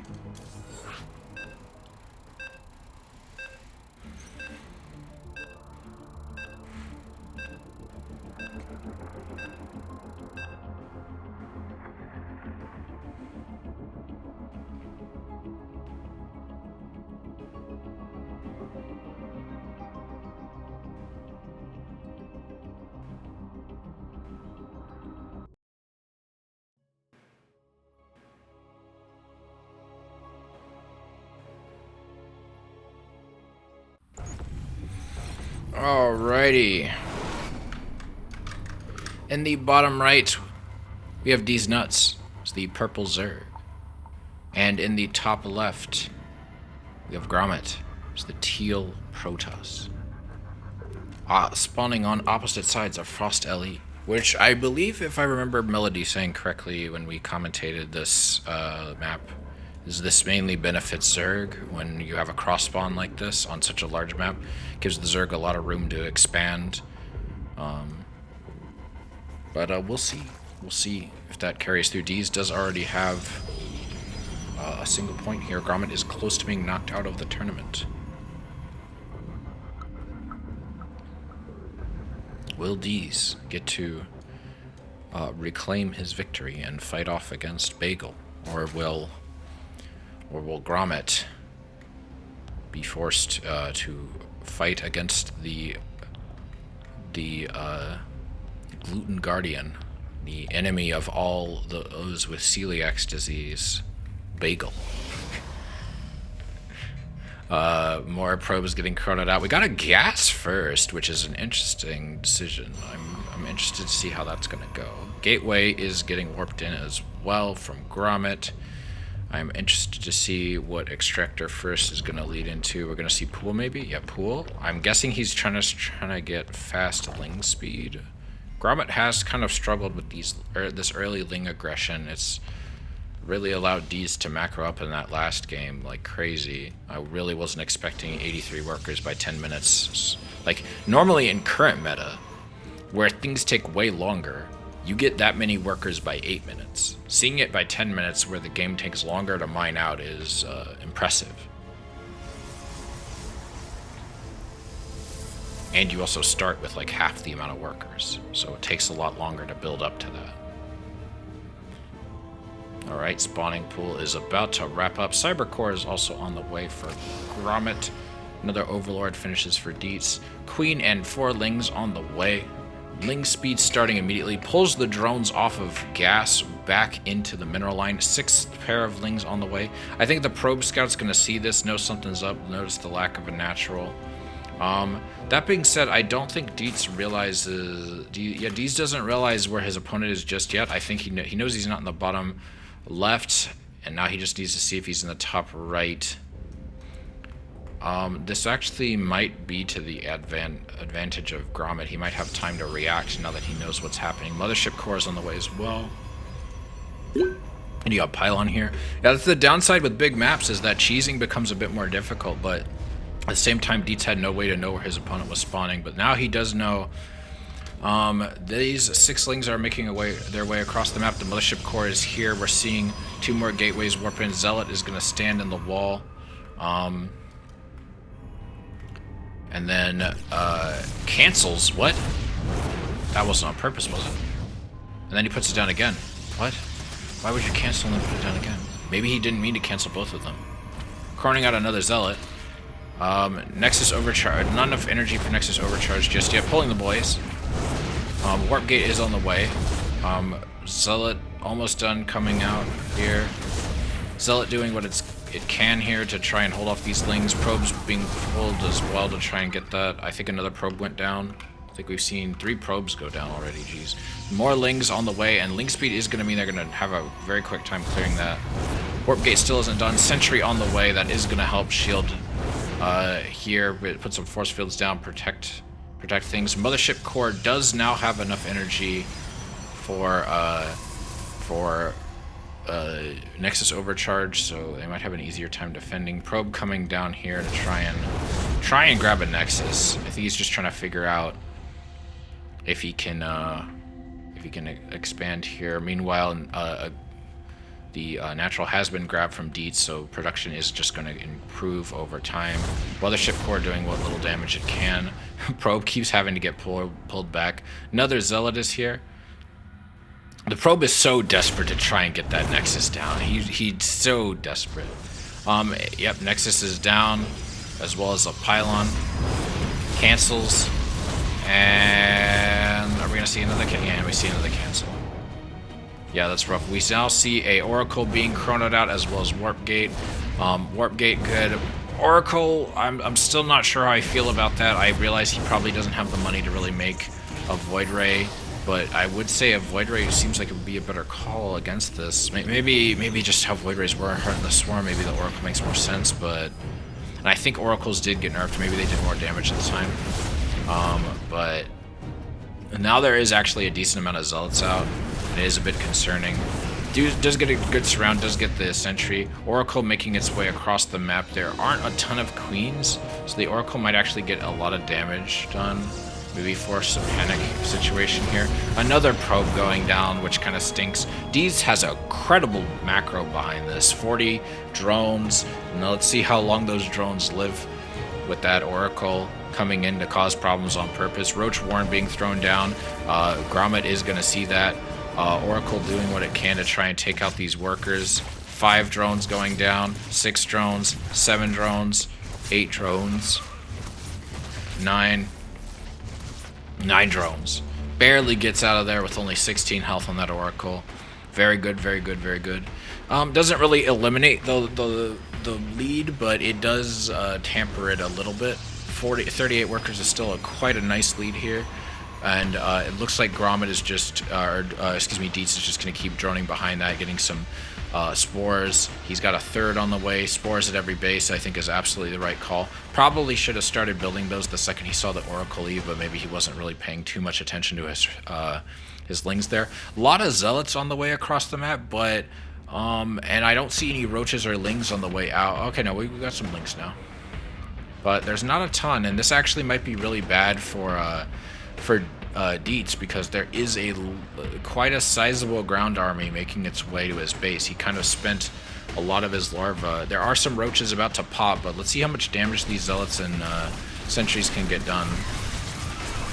Queens are going to be really rough. They don't have a ton of energy, so I wouldn't expect a lot of Chrono. Guardian Shield units aren't really fighting in with Guardian Shield in place, so they aren't really getting a ton of benefit from it. Most of the Queens are mostly fighting the ones outside of the range of the Guardian Shield. But they're doing what they can. Force Shield in place to try and stop mining at least. But I think now that the Roaches are out, I don't think that there's really enough to do any damage here. The Oracles are zapping what they can.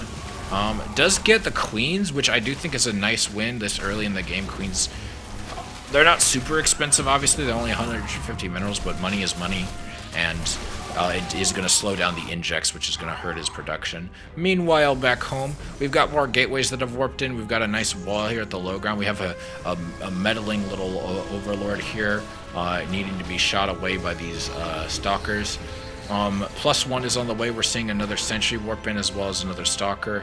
I think that's going to be really important here. I would love to see, now that we have a forge, I'd love to see a turret or 2. We have some more Sentries on the way. Roach speed is on the way. Roaches are pulling back, deciding not to push into the opponent's base. I wouldn't hate to see Void Rays. It looks like we're going to see some more Oracle harassment here, or an attempt at it. Oh, it's a shame he didn't catch those as they were moving across down there. This is actually quite a long distance for these to travel to try and get to that base. Kind of a shame. I kind of have a lot either way. Ooh, trying to get what he can. Not bad. Two workers isn't too bad considering you have a spore shooting at you the whole time. Shame it isn't Legacy, otherwise you could put a stasis ward there. God, I remember like watching a trailer for Heart of the Swarm, and they were gonna have an ability that like basically just like put force shields over all of the minerals and the gas and stopped your workers from mining entirely, and that's so much worse than what stasis ward has been used for. Stasis ward makes, I think it's a lot fairer because at least you have a way to avoid it. It seems like the Oracle, you just have to deny from getting close to you in order to stop that from happening. Lings and roaches are going to try to get some damage in here. I think a cancel is going to get forced here. Maybe not. Let's see. No, I think that, yeah, I think you're going to have to cancel. Trying to break this up. It looks like the roaches are going to focus on the army instead of the Nexus, which I don't know if that's the right call. I think trying to take up the Nexus might be the smarter decision, or at least force a cancel, delay your opponent's attempt to expand. But maybe, I don't know what I'm talking about, maybe. I'm just Diamond 3. +1. Oh, it looks like we're getting a couple more drones killed back here by these oracles. 3 drones go down, 4 drones go down. Does lose an oracle, but I don't know. These have done a decent amount of damage. Like, these oracles, I feel like I've gotten a lot of mileage. How many kills does Oracle have? 6 kills, that's not bad. 6 bases being grabbed by D's. This base is about to finish warping in. You're going to see another turret warp in. We got +1 melee weapons, a lot of roaches on the way, +2 ground weapons for Grommet, and we got Blink on the way. Another turret is being warped in here in the natural. I think that's a very good idea. I really would love to see some kind of like, I guess stalkers are nice. Like, I imagine the stalker meta is slightly different because in Legacy they shoot slower but they deal more damage. So we'll see how that goes.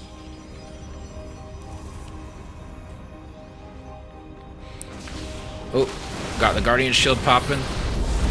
4 shields going. We got Nexus Overcharge popping as well. We got more Sentries warping, and I think that's very good. Without Ravagers, there's not really anything the Zerg can do until Ultralisk are out, unless they want to transition to Error. Another Spore being built back here. I think the Oracle tried to go in and get another one, but it wasn't able to. Roaches being split. It looks like they're trying to maybe go for a pincer attack here. Maybe these roaches are going to attack the front, and these are going to attack back here. I'm not sure. Gateway's getting warped in. Yeah, it looks like it's going to see a bit of a pincer attack here.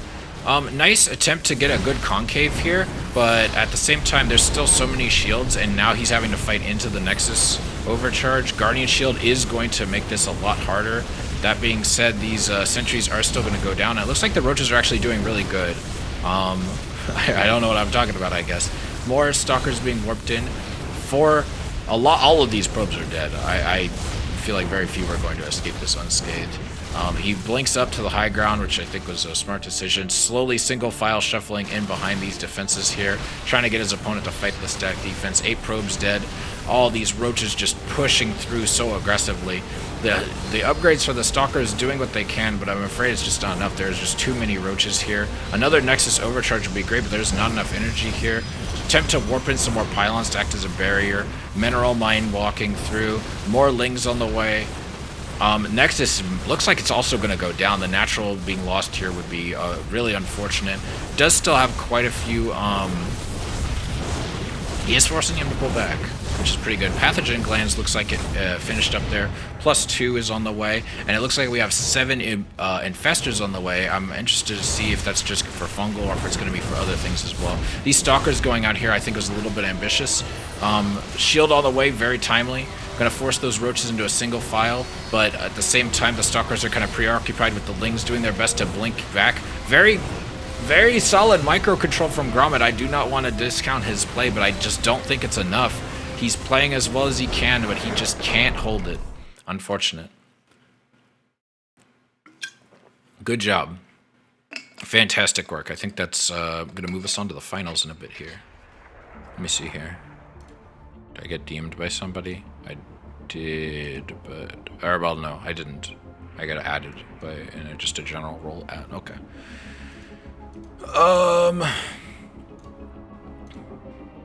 Okay.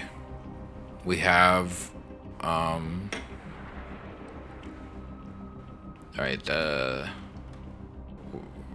Alright, let's get Gusty back in here.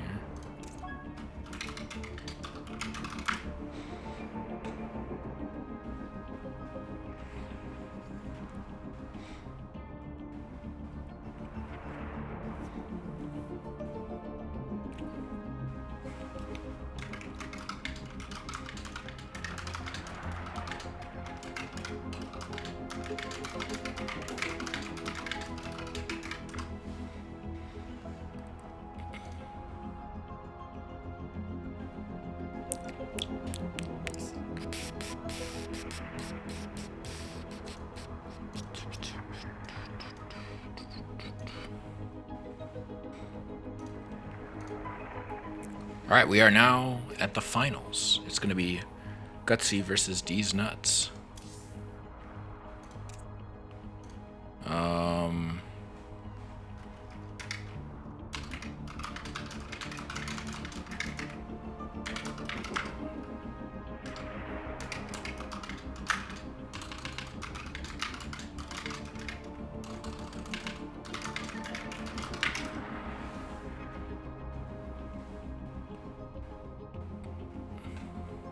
Bagel in A. Maybe he stepped away for a second after he came back online.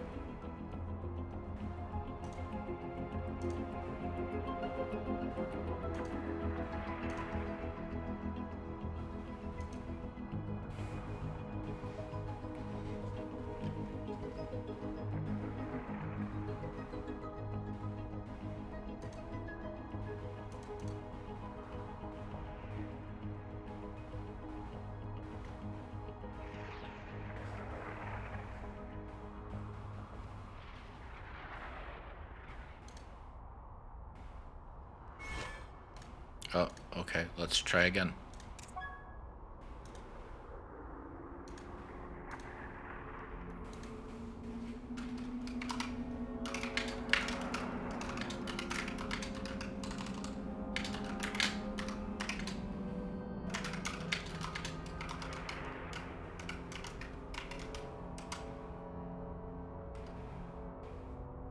I'll give him 15 minutes.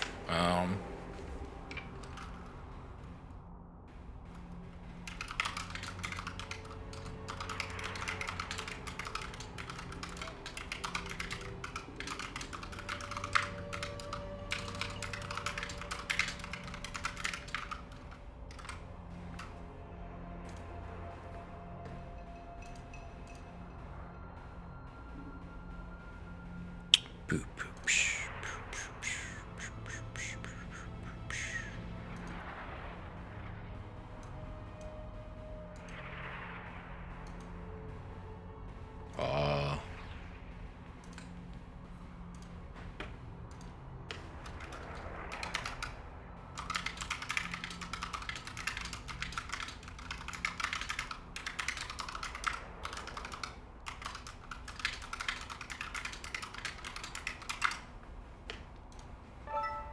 There we go.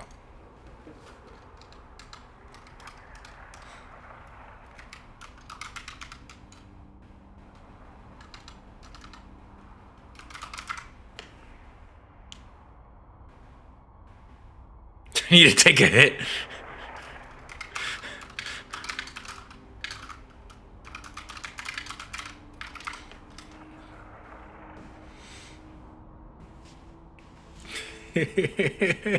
Is he playing while he's fucking on pot or something?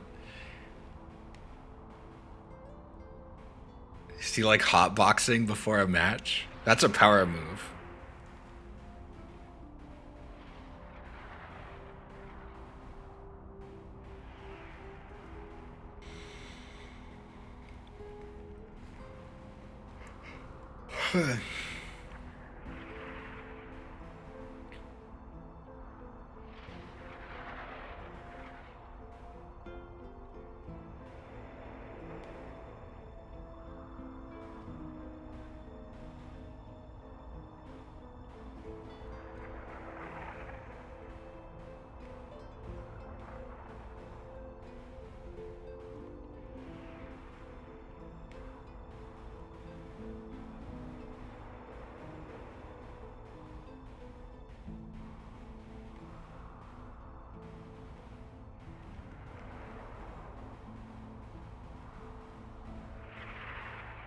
Need to check some hot CVT build orders anyway. I mean, that's fair.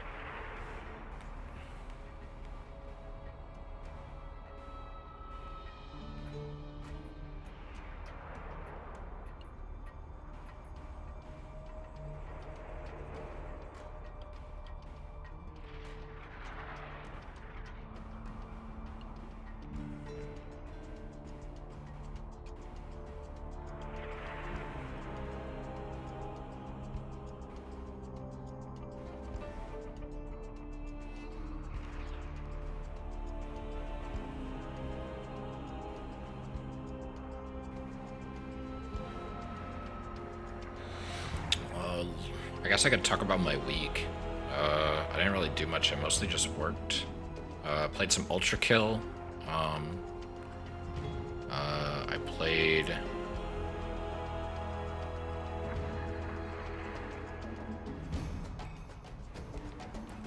Let's see what else. I bought a new phone. It won't get here for a week, but I'm looking forward to that. Hopefully, I can have some good face tracking for y'all by then. Maybe not. Maybe next tournament. Maybe not. Maybe not this coming one, but the one after that.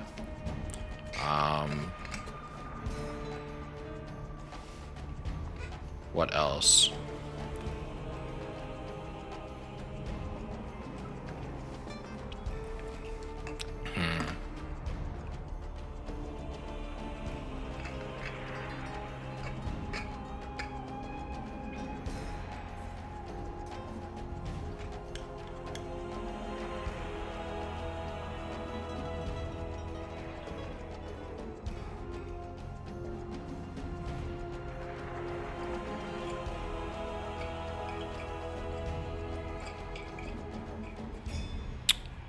Yeah, so basically I have an iPhone SE, which is like kind of like if you've seen the iPhone 8, it looks a lot like that one, right? It's got the home button, fingerprint sensor, which is great. It's a solid phone. It's okay, but I've had it for 2 years, and the newer iPhones have, well, technically some of the ones slightly older than this one, but the more expensive iPhones have the face unlock, right? And so that's basically what I'm gonna get. I'm gonna get an iPhone with Face ID, and what that does is the superior face tracking of the iPhone allows you to get a lot more expressive emotions. Because the way most, like me, if you watch me, Melody, or Bang playing other games other than SC2, yeah, I do love SC2, but I do play other games sometimes. I just don't stream them because either my computer can't handle it, or because I just don't feel like it's something people would want to watch, or it's just because I kind of want it for me. But if I upgrade, I'd stream more other games more often. Let's go. Okay, yeah. Let's,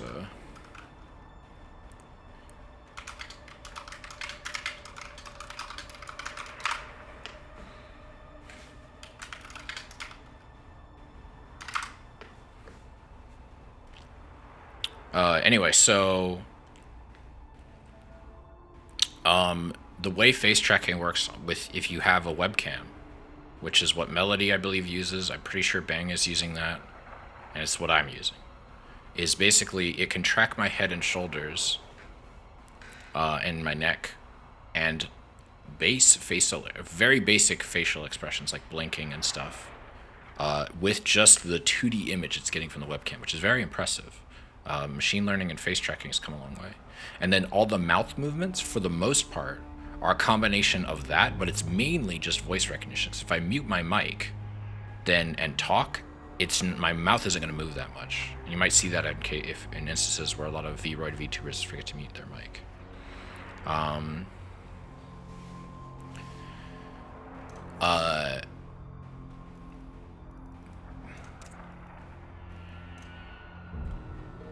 Cloud, okay.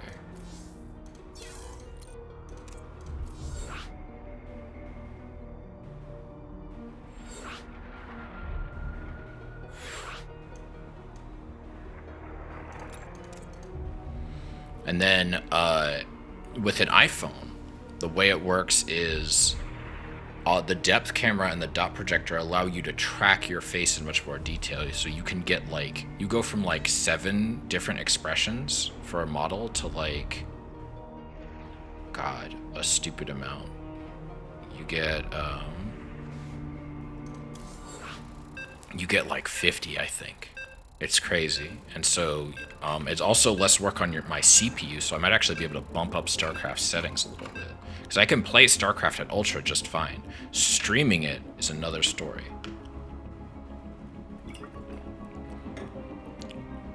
Not without severely cutting the quality. I don't think I could stream it. So basically my computer is having to run all the machine learning stuff it needs to track my face and mouth movements and stuff. But with an iPhone, that work gets moved to the phone. It's a lot less work. All right. In the bottom left, we got D's Nuts as the purple Zerg. And the top left, we have the cream cheese king bagel. Look at them. Look at them enjoy their bagel. It's delicious. We have the SCVs coming out. We got the drones being droned, being gestated in the hatch. One of the things I really like about SC2 over Brood War is the worker indicator telling you how many workers you have mining. That's a quality of life feature I'd love if Brood War had, but I understand why they didn't change it for remastered. I think people just wanted something that wasn't quite as difficult to run. We got the Overlord scouting across the map from D's Nuts. And it looks like we're gonna see a barracks get constructed after the supply depot's done, as is standard. Yeah, I was mentioning other games I like to play. Ultra Kill is kind of like a first-person shooter mixed with like a character action game, very fun. And I played a bit of Gloomwood, which is also in early access, like Ultra Kill, from the same company actually, from New Blood, and it's kind of like Thief, very very inspired by Thief. There's even a novelty URL called Thief with Guns that just takes you to the Steam page. It's like 17, 20 bucks right now. I haven't beaten the first area yet in it, but I've played a lot of it and I've had a lot of fun. Highly recommend those. I've wanted to play League for a bit with friends, but I only really like team games as a casual player, so haven't done that yet. Alright, barracks is finished up. What are we going to do with the barracks? Reaper first. We got the CC upgrade as well. Naturals on the way. We've got a spawning pool on the way. I think that spawning pool might finish up before the Reaper can get to the other side, so we'll see. Probably have some lings for defense. I didn't notice there were rocks here. I got a second supply depot, more SCVs, mule drop. Alright, we have the Reaper on its way across the map. Spawning pool is about to wrap up. I assume we'll immediately see some lings as soon as that's done. Not yet. Maybe in a sec. It looks like that Reaper's gonna make it before the lings get done, so these drones might be a little vulnerable for a second here. Yep, gonna need one of those real quick. It does pull some drones, which I think was the right call. Very, very solid drone micro. I'm impressed. I'm used to, obviously I'm not that high of a player, but still very cool to see, you know. Always fun casting good players, regardless of race. Losing all of these lings, unfortunately, to the Reaper. Oh, and we got a second Reaper, and we have a third Reaper on the way as well. We also have a factory coming up behind this. It's going to be a bit of a pain in the ass to hold. I kind of feel for D's right here. Gets another drone, really stinks. Very, very good work by Bagel. Two drones and 2 lings. I thought he got 4 lings. I guess that's not as bad, but still, like, it's 150 minerals. Might as well have lost a queen there. Boom, boom, boom, boom, boom.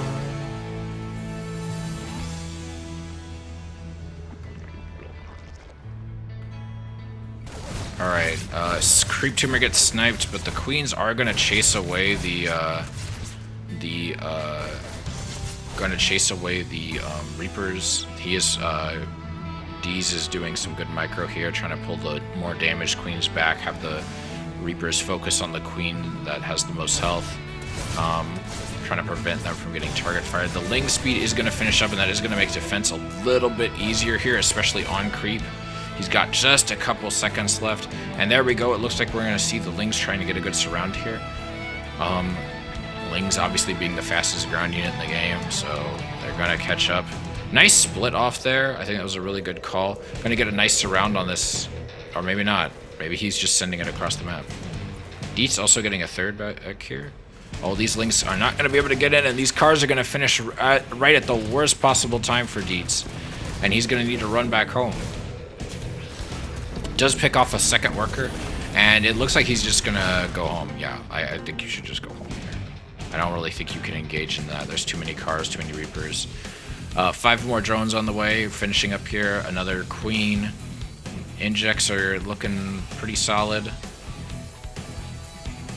Don't really have too many complaints there. Again, reminder for those who are like me, Legacy of the Void only players, never really played HOTS. Injects could not stack back in the day. That is a legacy feature. A lot of Lings getting cinched here, having to pull back from the Xel'Naga Tower and go home.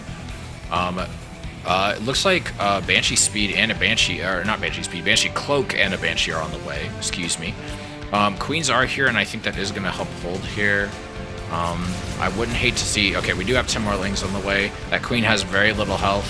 I think while a lot of Lings are going to die here, as long as the Queens can like attack from behind the safety of the Lings, and the Lings can serve as a good distraction and get good surrounds like this, I think they are going to be forced to pull back. More Lings on the way under the Queen. Might need to spread some more creep, but so far not a lot of drones dying. 3 more SCVs died. Did he do like send a couple? I think he may have sent a couple Lings in when I wasn't looking. But there are no spores, there's no lair, so there's no detection. And I mean, obviously he didn't see it, so I know it's not as common to make blind spores at this MMR, but this is one of those instances where it really would have helped. Like depending on your MMR, like higher level players do not make blind spores. Another 2 going down. Yeah, it looks like it's just been Ling run bys, and he's been pretty good about controlling those, to be honest. Is losing a lot of Lings, does lose a couple drones there, and then more drones than the natural going down. There is a spore actually done. I didn't even see that build, and that is gonna force the retreat for that Banshee. 2 factories on the way. I think this might actually be mech, which is surprising because I don't think we've seen someone go mech so far in the tournament. Not just this tournament, but like at all in our whole little deal. We have a second Banshee here. I think they're going to go in for the harass. Lairs being morphed. We have another spore here. We have a spore on the way here. Spine going up over here. I think Bagel is, or Deets is worried about Bagel like split pushing and wants to kind of have some insurance. Especially because all he really has is Lings right now. Double Armory on the way. Infernal Pre-Igniters on the way. Queen's coming and approaching. Going to get potentially a really good surround here, forcing the Hellions to kind of stand still and just get shot by the Queens.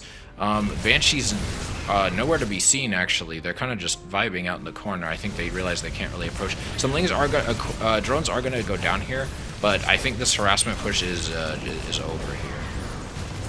Pulling the boys was probably the right call, considering he knew he was going to have his stuff cornered. 8 more drones go down. Deets and Bagel pretty even work account, which is not really the best for Zerg, but they are mining pretty evenly except for gas. And Deets is floating a bit here, but I think he's going to start making more stuff. We've got a Spire on the way. We've got Thors on the way. I'm surprised to see Thors this early, considering we haven't really seen any air units. I don't know if Bagel saw the Spire go down. I don't think he had a way to see that, so he may just be wanting something really tanky. We also have Banelings on the way. So I think we're going to mainly see a Ling Bane Muta comp. Mutas are going to probably have to be ditched once the Thors are in play, unless Deets has really good control. He does see those Thors now. Manchi is getting chased off. But I would love to see a Changeling get dropped here. He does have the energy for it. Bagel might see it. Getting double scans off in the main and the natural. Sees that his opponent is researching something at the Evo chamber.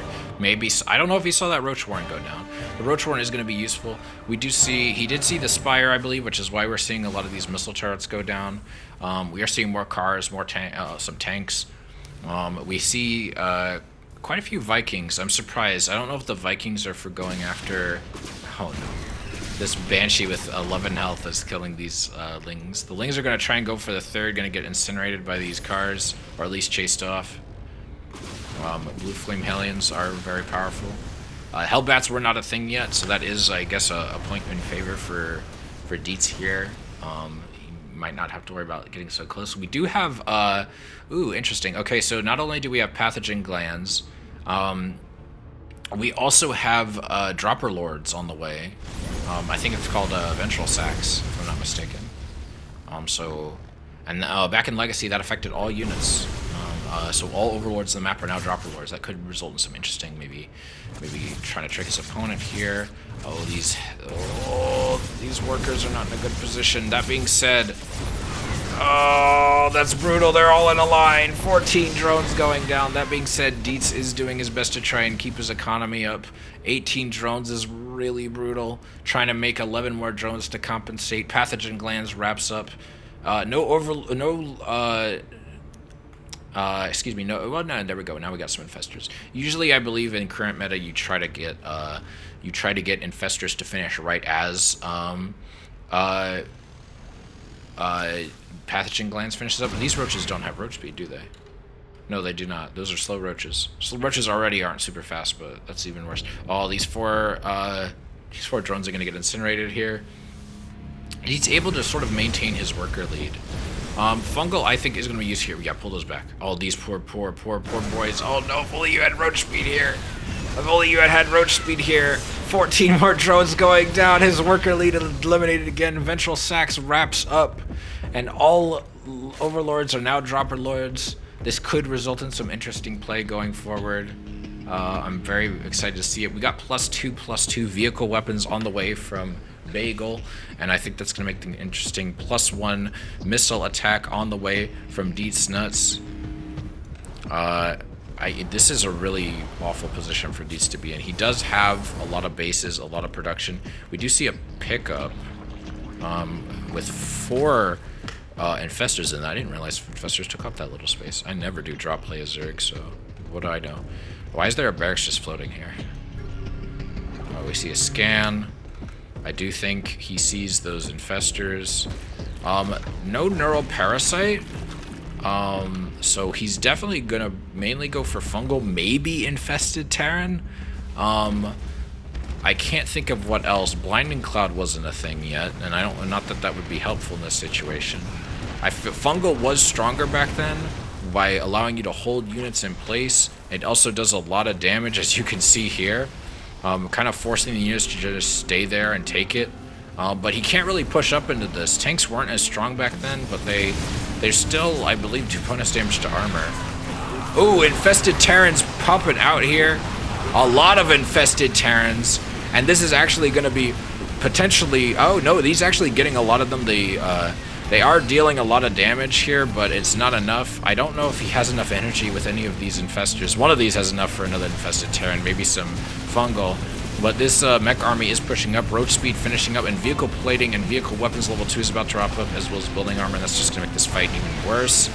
And this push is even going to be harder to hold. These tanks are in a pretty good position. I think that Zerg doesn't really have an option here to really easily attack these. They can attack from the air thanks to the Vikings and the got 2 Dropper Lords full of Lings over here. I don't know why. Very slow Overlords, unfortunately, without OV speed. I'm not really sure why he did that, and I feel like they're going to be even easier to take out like this. Maybe he's going to try and get a drop back here. But this is a terrible position to be in as Zerg. It's really hard to fight into this. And yeah, these Overlords are just going to die, I think. More pickups. Again, I'm not really sure what for. Maybe he's just trying to move the units around, hoping they won't get shelled by the tanks. Maybe he's hoping to drop Does get a neural parasite off. I didn't even see him research it. He is making these Thors fight each other, and that is brutal. The tanks are not attacking them, which I suppose is quite good for our friend here. We are seeing units getting dropped here. The tanks being forced to shell each other, which is, I think, a great fucking move. That's actually kind of big brain. It's not enough to win here, but it was really smart. I liked that a lot. First game is going to Bagel. Very good, very good. What was map 2?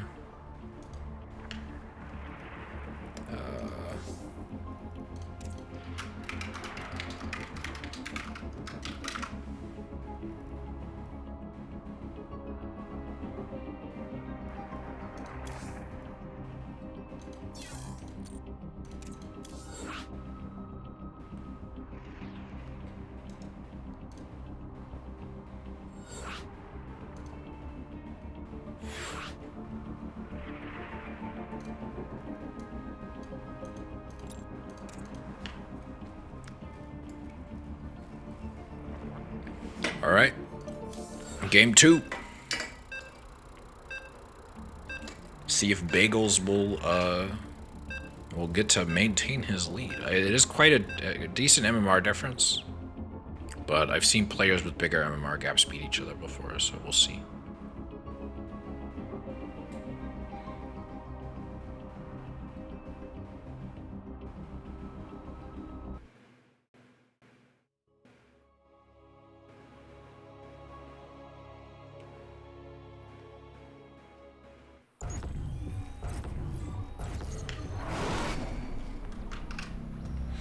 All right. In the top left, as the purple Zerg, we have D's Nuts, the classic Vine meme himself. And then we have a pastry by the name of Bagels.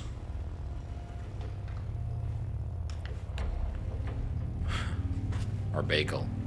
I don't know. And this is the finals, this is a best of 5. With a single point for Bagel. Looks like workers have been... Oh, okay, never mind. He's getting an Overlord. I just stubbed my toe. I hope no one heard that. It hurt very bad.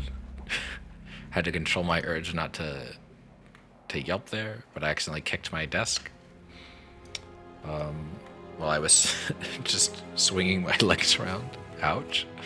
All right, we got SCV building a supply depot here. 3 more drones on the way. Nothing really crazy to talk about.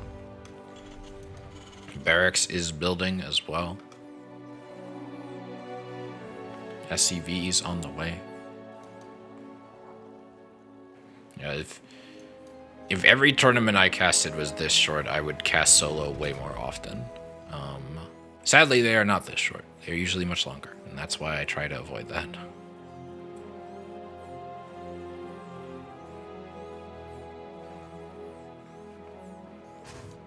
The Overlords are making their way across the map. And the spawning pool is going down. Gas is being mined by our dear Terran Bagel. Potential champion, if he can win this set. If Dietz wins, he has to win another best of 3 against Bagels. And if he wins that, then he'll get a cool 15 USD from yours truly. We have a Reaper being trained at the barracks and a supply depot going down. Reaper should be headed across the map soon. Gas getting grabbed. We got an extractor going down. We also have the natural for D's Nuts. Mule drop mining its minerals. Reaper making its way across the map. Let's follow that Reaper. See where it leads us. Overlord should be headed towards the Terran main by now. Reaper's gonna hop up this cliff here. Queen is in position to deal with it. Reaper forced to retreat. The Queen and Lings are out. Only 1 pair of Lings. Not too many. Naturals about to finish. I imagine we're going to see another queen. Queen is also being morphed in the main. I actually really like that. I think it's really smart, given I imagine this was a standard strategy back in the day. What do we got here? Factory is also on the way. We have a reactor as well. We have Roach Warren. We're just going straight into roaches, not even bothering with lings today. Interesting. We got another Reaper. Looks like Bagels is doing a similar build to last time, focusing on Reapers in the beginning. Might switch these two out. Go for cars. Yeah, looks like it. Yep, doing a little switcheroo. Starport going down. Double car. Gonna see a Hellion Reaper push, I imagine. Burrow is being researched. It looks like we're gonna maybe try to sneak these roaches in. Maybe he's gonna go for a lair and then go for maybe the roaches. Burrow is just for healing, because I believe even back then roaches had the double heal when they're burrowed. But he also might be going for tunneling claws. Maybe he's trying to sneak in behind enemy lines and do some damage. Maybe force out some turrets. Force him to use some scans. Oh, excuse me. Roaches making their way across the map. Those are slow roaches. They are not really going to be able to catch anything. Roaches are already pretty slow, and I don't think they can catch Hellions by themselves, but they're definitely not going to be able to. These Hellions are going to be able to kite these roaches pretty well. Burrow is about to finish. Does get a hit on that Reaper. Banshees and Banshee Cloak is on the way. Burrow is finished. Yeah, they do have that double heal. More of Lords. Third base on the way. Creep spread going out. Interested to see what these roaches are going to do. Probably going to burrow. Yeah, okay, yeah, he's just using he's just microing these to burrow them. To try to keep them alive. Now the Banshees are here, he can't really move up. Though he could maybe force out a scan. Yeah, look how fast roaches heal when they're burrowed compared to just when they're alive. And then he's just going to try to be patient. Raven is getting forced out, which I think is actually really good. Having to spend money on a unit that you're not really weren't really planning on using, I always think is a good strategy. Kind of throws your opponent off. Reapers. A Reaper is on the way, but a Marauder is on the way with concussive shells. Two SCVs did die. That being said, Deesnus does have a nice worker lead, and he's kind of stopped his opponent from pushing for now. More roaches are on the way, but he doesn't really have much of an army at home here. He doesn't really have a lot of queens either, so I'm concerned about his ability to hold this. The creep is going to get singed away here. Well, maybe. Cloak is done, and armory is on the way, so I am a little concerned about the lack of spores. Spores are going down now. He could have flown he should have seen that with the Overlord. Or did that just go in now? Raven is here. Raven is here and online. Marauder is slowly coming in here. This third is going to go down. I don't think engaging... Oh wait, Hellbats were in the game. I thought Hellbats weren't in the game in Legacy. I was wrong. Yeah, Hellbats are here. And then that is going to make things a little more frustrating. Hellbats are pretty tanky compared to Hellions. They are able to singe away those broodlings, even though they did offer a minor distraction. Kiting back with the Queen, I think, is a great move. Definitely going to allow him to potentially get this. I kind of wish he had... Well, no, burrowing the Roach probably wouldn't have been a great call, considering he has the Raven there. But he does force him back, cleans up the army. I don't think it was the worst... Like, losing a base sucks, but honestly, they're both pretty even in terms of losses. Losing a base, I think, sucks more, but no workers have been lost. And it looks like it's pretty perfectly even. Perfectly balanced, as all things should be. Well, he knows he's going into bio. But we do see what appears to be mutas on the way. I can't think of what else it would be. Doubt it's Corruptors. Not against Terran, not against this stage of the game. It's gotta be mutas. We do have a tank on the high ground, more Marines being researched. I do think Muta is potentially a really good option. We got a CC building in the natural here, +1/+1 infantry, weapons, and armor on the way, as well as stim. We got a scan going off on the main, though all of the tech is going to be down here. Double Evo, and the Baneling Nest. That being... wait, no, where'd the Spire... Oh, no, the Spire's back here. We got +1 flyer attack on the way. Couple Mutas coming out here. I need 6 Mutas. Double Changeling heading out.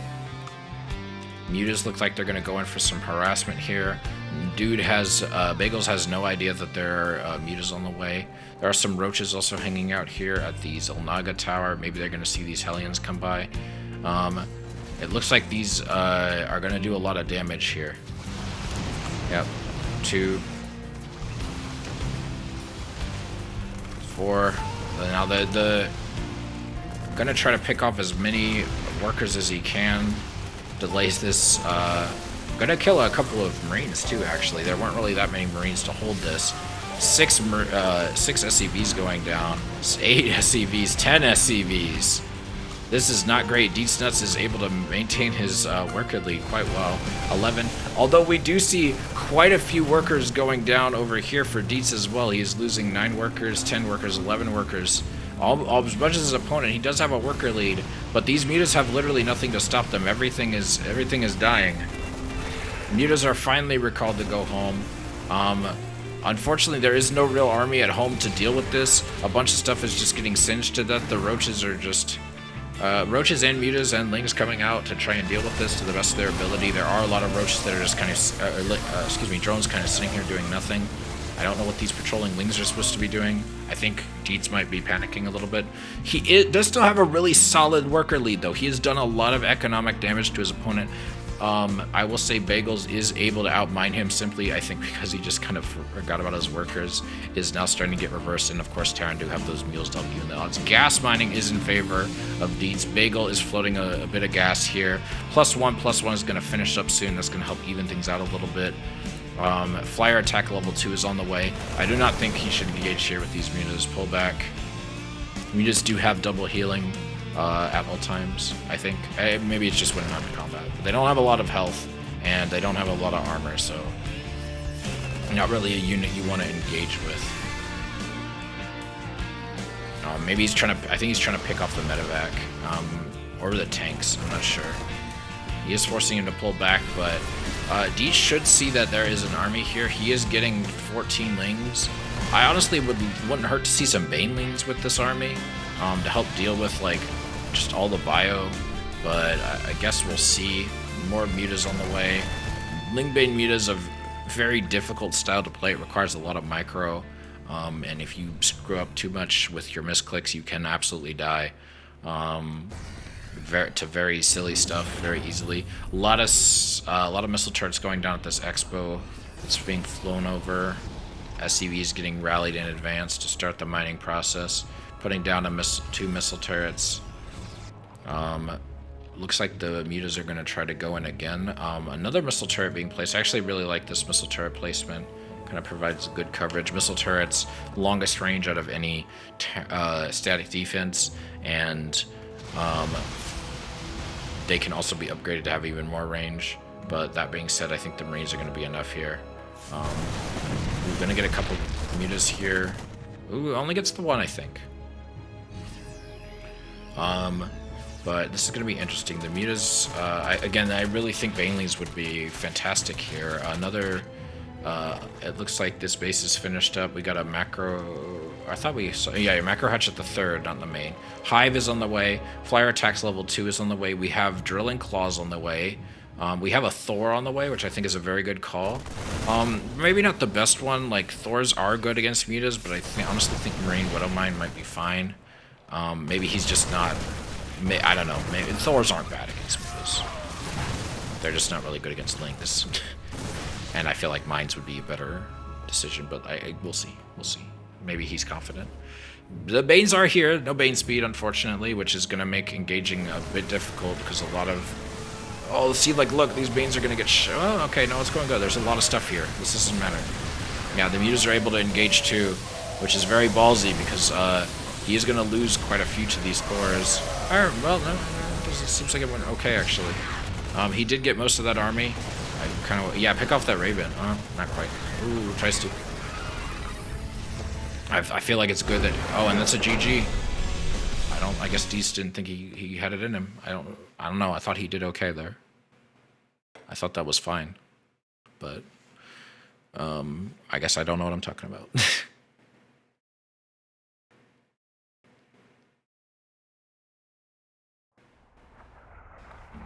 All right.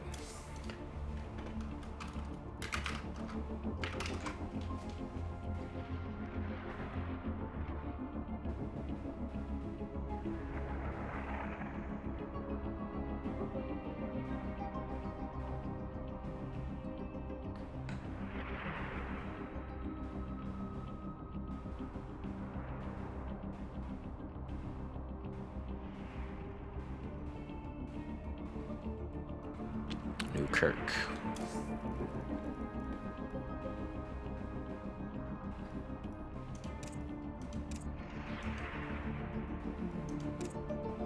Wait, do we have Newkirk District or Precinct? Precinct. Oops. Oh, Precinct TE. I may have picked the wrong one earlier.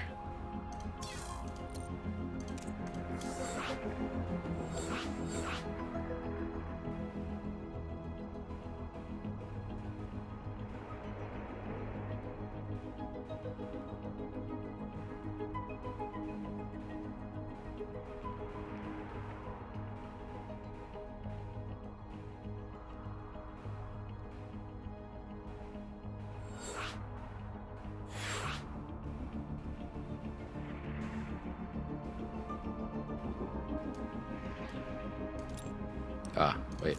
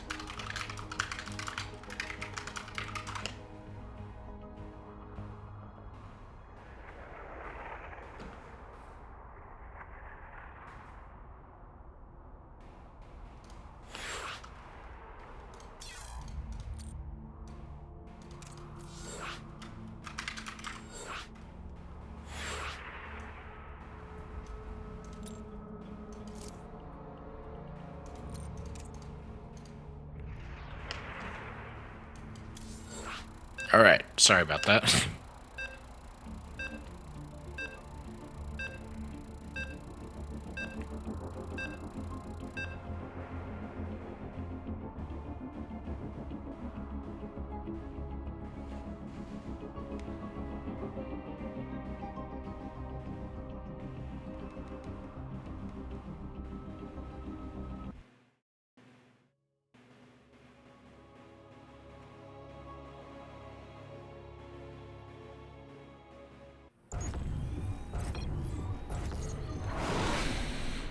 All right.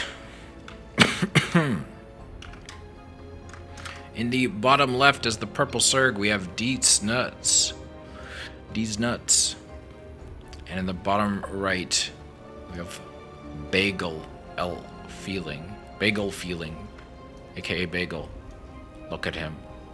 Look at him enjoying the bagel. He can already taste the sweet taste of victory in his bagel. He doesn't need to win. But even if he did win, he would just spend all the money on bagels, I am sure. Bagels and cream cheese. What better topping is there for a bagel than cream cheese? Unless you're lactose intolerant, in which case you probably just use jelly.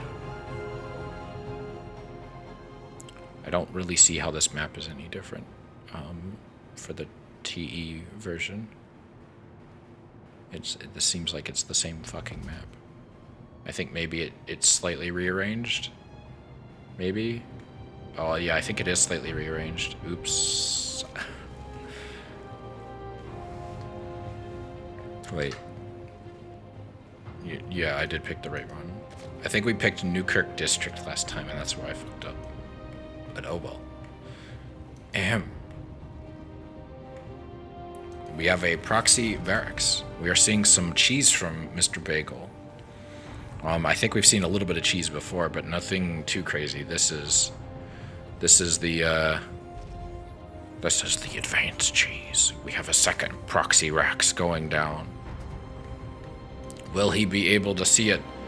Will these nuts see it before it goes down? Because I think these are gonna finish before before Deets can do anything. And it finishes. The spawning pool is down, but there's nothing he can do about it. He just has to try and pump out as many lings and queens as he can. Like, the pool is down. That's all he can do for now. He can't wall off. There's not enough creep. He can't make queens. He can make drones. He can make overlords. An overlord right now would actually probably be really good, especially because a marine and SCV are making their way across the map. A second... Oh, he's pulling the boys! The droners are on their way with their little crab claws. And then they're being pulled back. And then it looks like the pool is going to finish. He might be okay. Ooh, this is rough. I'm excited, ladies and gentlemen. That was not a cancel, I believe. So that's like... I think he lost like... I don't remember how much a bunker is, actually. I think it's 100 minerals. Nice around here, actually. Trying to macro away his drones to the best of his ability until those lings can get out. He's going to lose a couple here. I think he did lose one. We might see a second one go down. Doing his best. This is a rough situation to be in. He does have quite a few lings now, and he might be able to hold this, get a fourth game out from Eagle. But he's getting those Marines. Those Marines have killed three drones, which does stink. But more drones on the way, more and some queens. Cancels to get that 75 mineral refund. Deets nuts spending every single penny he has. Meanwhile, Bagel's got a pretty solid economy. He's actually ahead in terms of units, forcing Deets to fight into this, but he is killing all of those Marines. I would love to see some more lings, though, because it looks like he's just only doing... I'm surprised... Wait, is he going for... He's going to put the tumor down first? I'm surprised he's not going for an inject. I would think inject would be your priority in this situation, no? That way you can get more lings out? I mean, creep would be nice, too, so you can fight out here and you're not pushed back so much, but I guess we'll see. Ling is getting the full scout off, realizing that there's nothing really at home. Everything's out. All the production is out here. But I think he would be wise to get as many lings as he can. Maybe a Bane nest, if he can afford it. No ling speed, unfortunately. I think focusing entirely on lings is probably the right call to go here.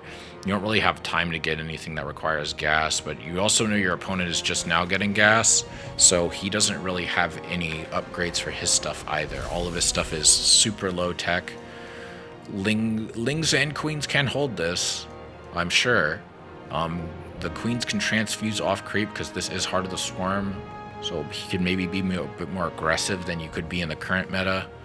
But let's see.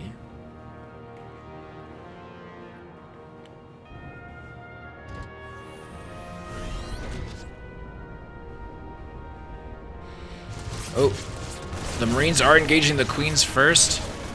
Trying to pull the queens back. Those are slowlings, and they are having a rough time, unfortunately. Goes out with the transfuse. Gets a third queen out here to help. There is just so many Marines, though. The boys are being pulled. Well, maybe not. Maybe those were just building. Yeah, I think...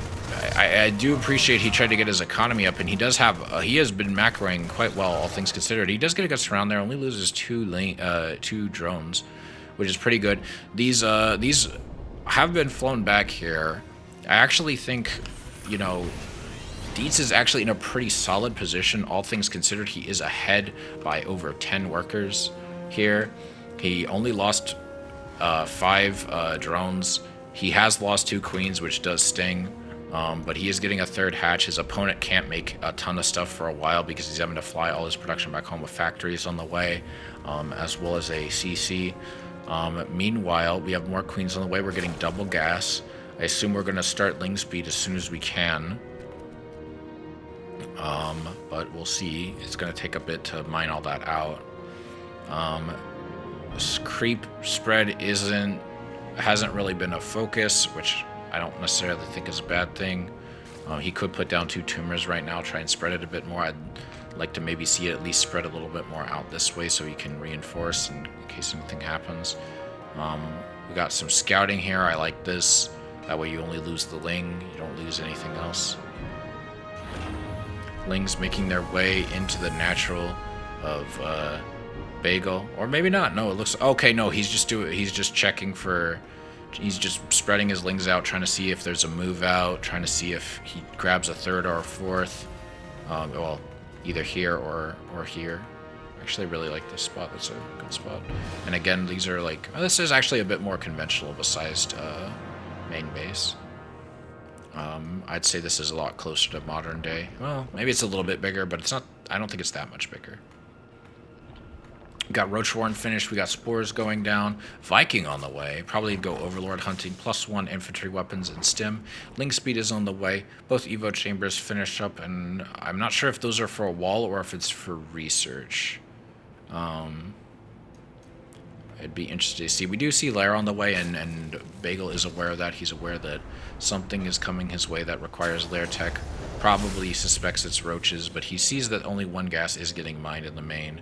Probably, maybe he suspects that something's going on in the natural, but I guess we'll see.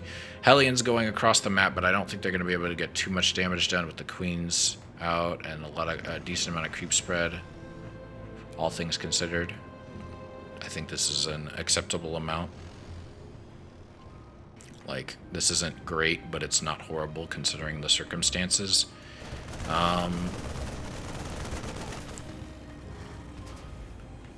Hellions still trying to find an angle here. They do drive past this base that's getting built, fight into some roaches, and pull back. Viking going Overlord hunting here. Hellions still trying to find an opening. They might be able to snipe these creep tumors, but they might get chased off by these roaches. Well, they do get 1 creep tumor, but the other 2 are gonna go down, start spreading their ooey gooey purple goo. We're gonna see more gas getting grabbed here at the 3rd base. The main base still has a geyser that hasn't been mined yet. We have a Baneling nest going down here as well. We have a roach speed. So it looks like we're going to see mainly like Lingbane Roach, which is not necessarily a bad idea. No tanks have been made yet, so that this might actually work out really well, especially because there's Hellions. Viking is going to finally find an Overlord and start shooting that bad boy down. Dietz has a decent worker lead. He's got over 20 more workers than his opponent. I think Bagel might have seen that those roaches were there, but these roaches are also in a good position as well. Bagel checks and sees that there's no base here at the I don't know, I guess you'd call it the 6 o'clock, maybe the 7 o'clock. I don't know, maybe not quite 7. A lot of roaches out on the map with roach speed. Spires on the way, as well as +1 melee, +1 or +2 melee, +2 carapace. More Lings, more roaches, more OVs. Those Lings are nipping at the heels of these Hellions. I think maybe that might be a slight waste. It looks like Queens are doing their best to kill this Viking. Overlord lives. Does that Overlord have OV speed? Yeah, he did get OV speed. Combat shield is done. In addition, +2/+2 infantry weapons of the way, as well as +1 vehicle weapons. We do have a tank out. It looks like we have some SCVs rallying to this 3rd here, which is getting a missile turret as well as a sensor tower. It looks like we're going to see some this cooling tower get broken down here, and we're going to maybe stop some cheese. Oh, well, not cheese, but rounds. We're seeing some Hellbats morph. We're seeing a lot of Banelings morph here, or the Hellions transform into Hellbats. Marines doing their best to kill these Ling Scouts. Those Banes do not have Bane speed. The scan sees pretty much the entirety of D's Nuts' army, and I do not think he should push in here if he saw that happen. His opponent knows where he is, and while he can get a good surround if he's very careful, if he's not careful, he's just going to lose everything. And there is such a huge army here. There's a tank here that can fire in the back if Bagels pulls back. He's got the Widow Mines here, which are very dangerous, obviously. There is no detection. I do not know if those Widow Mines are visible or not. I do believe that we do have an army, so those are invisible mines.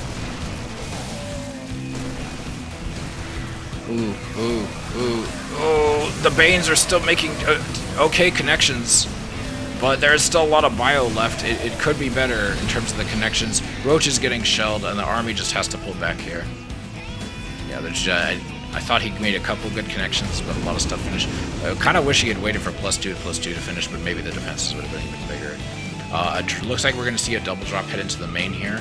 Looks like they might get shelled by a lot of static defense over here. But we'll see. Looks like there's a bit of a skirmish here. Vehicle weapons level 1 is going to finish up. These Hellbats are going to be even more deadly. Let us see what happens with this double drop as the army tries to engage over here. We're going to see the double drop go in, and he's going to pull back, seeing all these missile turrets. Corruptors. Oh, we might be going for Broodlords because we do see Hive Tech on the way. And I don't know if Deetsnut saw that, but these Corruptors are getting picked off by the Marines, as well as some Overlords here. Some of the static defense is able to get a W and kill the Medivacs, which is going to force all those Marines to get just pushed into a corner, cabadoned by the Ling Bane. I don't think those were able to do any damage either. I don't really think we saw anything die. These drops don't seem like they were very successful, except at killing maybe a couple Corruptors, which is nice. Concussive Shells is done, going to make the Banes have a lot harder time if they're target fired by the Marauders. Though there aren't a ton of Marauders in this army comp, there are a couple in production. 3-3 is on the way, which is very nice to see from both players. Going to finish up a little bit sooner for Bagel. Pathogen Glands on the way as well. We also have a Greater Spire in production. I definitely, for sure, going to see Broodlords now. I feel like it'd be a very foolish move to go for Corruptors just to take out Medivacs. It seems very wasteful. Medivacs are a light unit. They can be taken out by Hydras. They can be taken out by Mutas. You don't really need Corruptors for that. Corruptors only really make sense. We got Adrenal Glands, so we're going to have Cracklings in a little bit. It's going to be very good. A couple of 3-3. We have Infestors on the way. We're going to have a Lice, like good teched up Zerg army. We might see the Corruptors take out a couple of Medivacs. I know I was going to discount it later, but if you can't make Broodlords quite yet, so you might as well use them for something, especially if your opponent already knows you have them. We aren't seeing a ton of missile turrets, which I think is good. Some people kind of panic when they see Broodlings and assume that they need to make missile turrets, not realizing they need a... not that I would think these guys would think that they're very, very high level players, but, you know, it's good to see high level players doing what you expect them to do for the most part. Gets a scan off, sees the whole army. We see a cancel there. Forgot to cancel one of them. One of those Broodlords is morphing, and I think Bagel knows. If he didn't know it was coming, he knows that it's going to be here soon. Does another pickup. Looks like he's repositioning. Mines actually might be really good in this situation because the Broodlords can't see the mines. Well, that's not true, actually. There's an Overseer here, but the mines actually might be really good at dealing with the Broods' broodlings. Got to be careful about sending that in so they don't... Is he going to target the Widow Mines? Because he knows those are air. We've got a drop going on in the back here.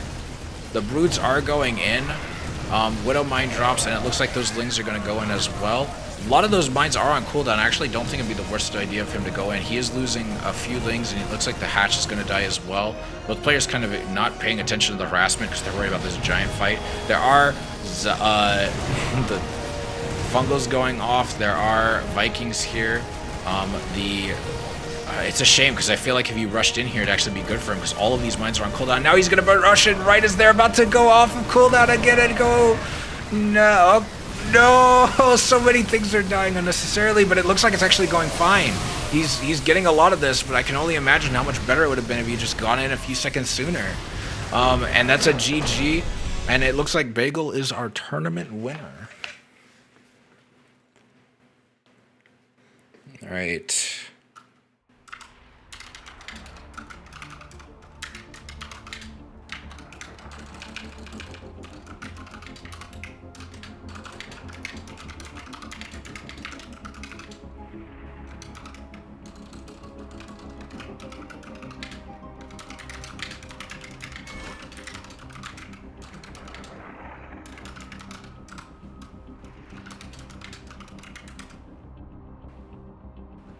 Did he go offline?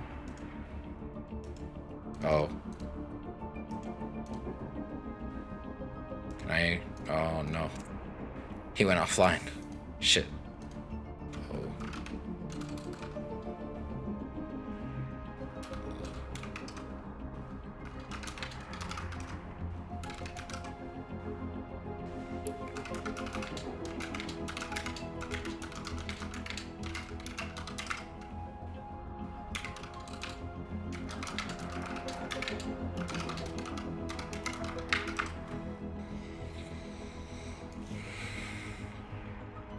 Okay. I'll find someone to raid in just a little bit here.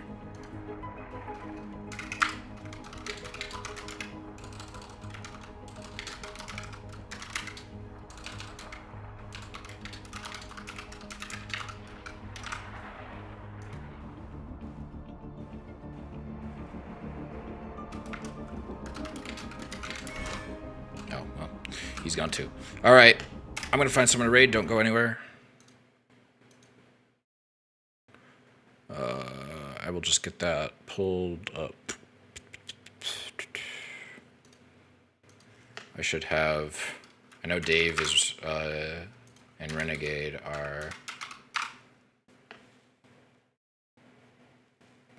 are streaming, so I think that might be a lot of fun to raid them, to raid the fellow casters.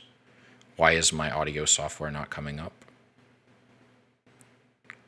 Also, yeah, a reminder that it is September, and you can get a 20% discount on all subs, including bulk subs, for anybody on Twitch. Let's see.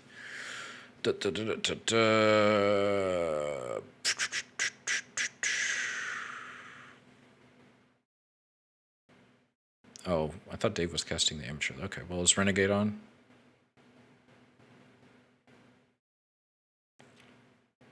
She is not. Okay, well, oh no, she is. Okay, well, let's see if she's still going.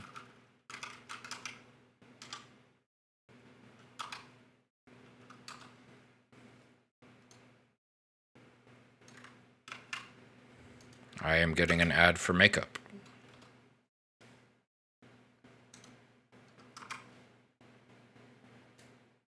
All right.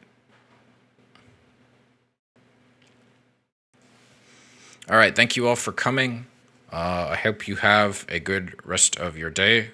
I appreciate all the views, appreciate all the chats. We will try to hold the tournament earlier next week. Go support the Renegade, and 11 because he's doing a tournament. So, his team's in a tournament. Looks like they're almost done too. So, bye bye.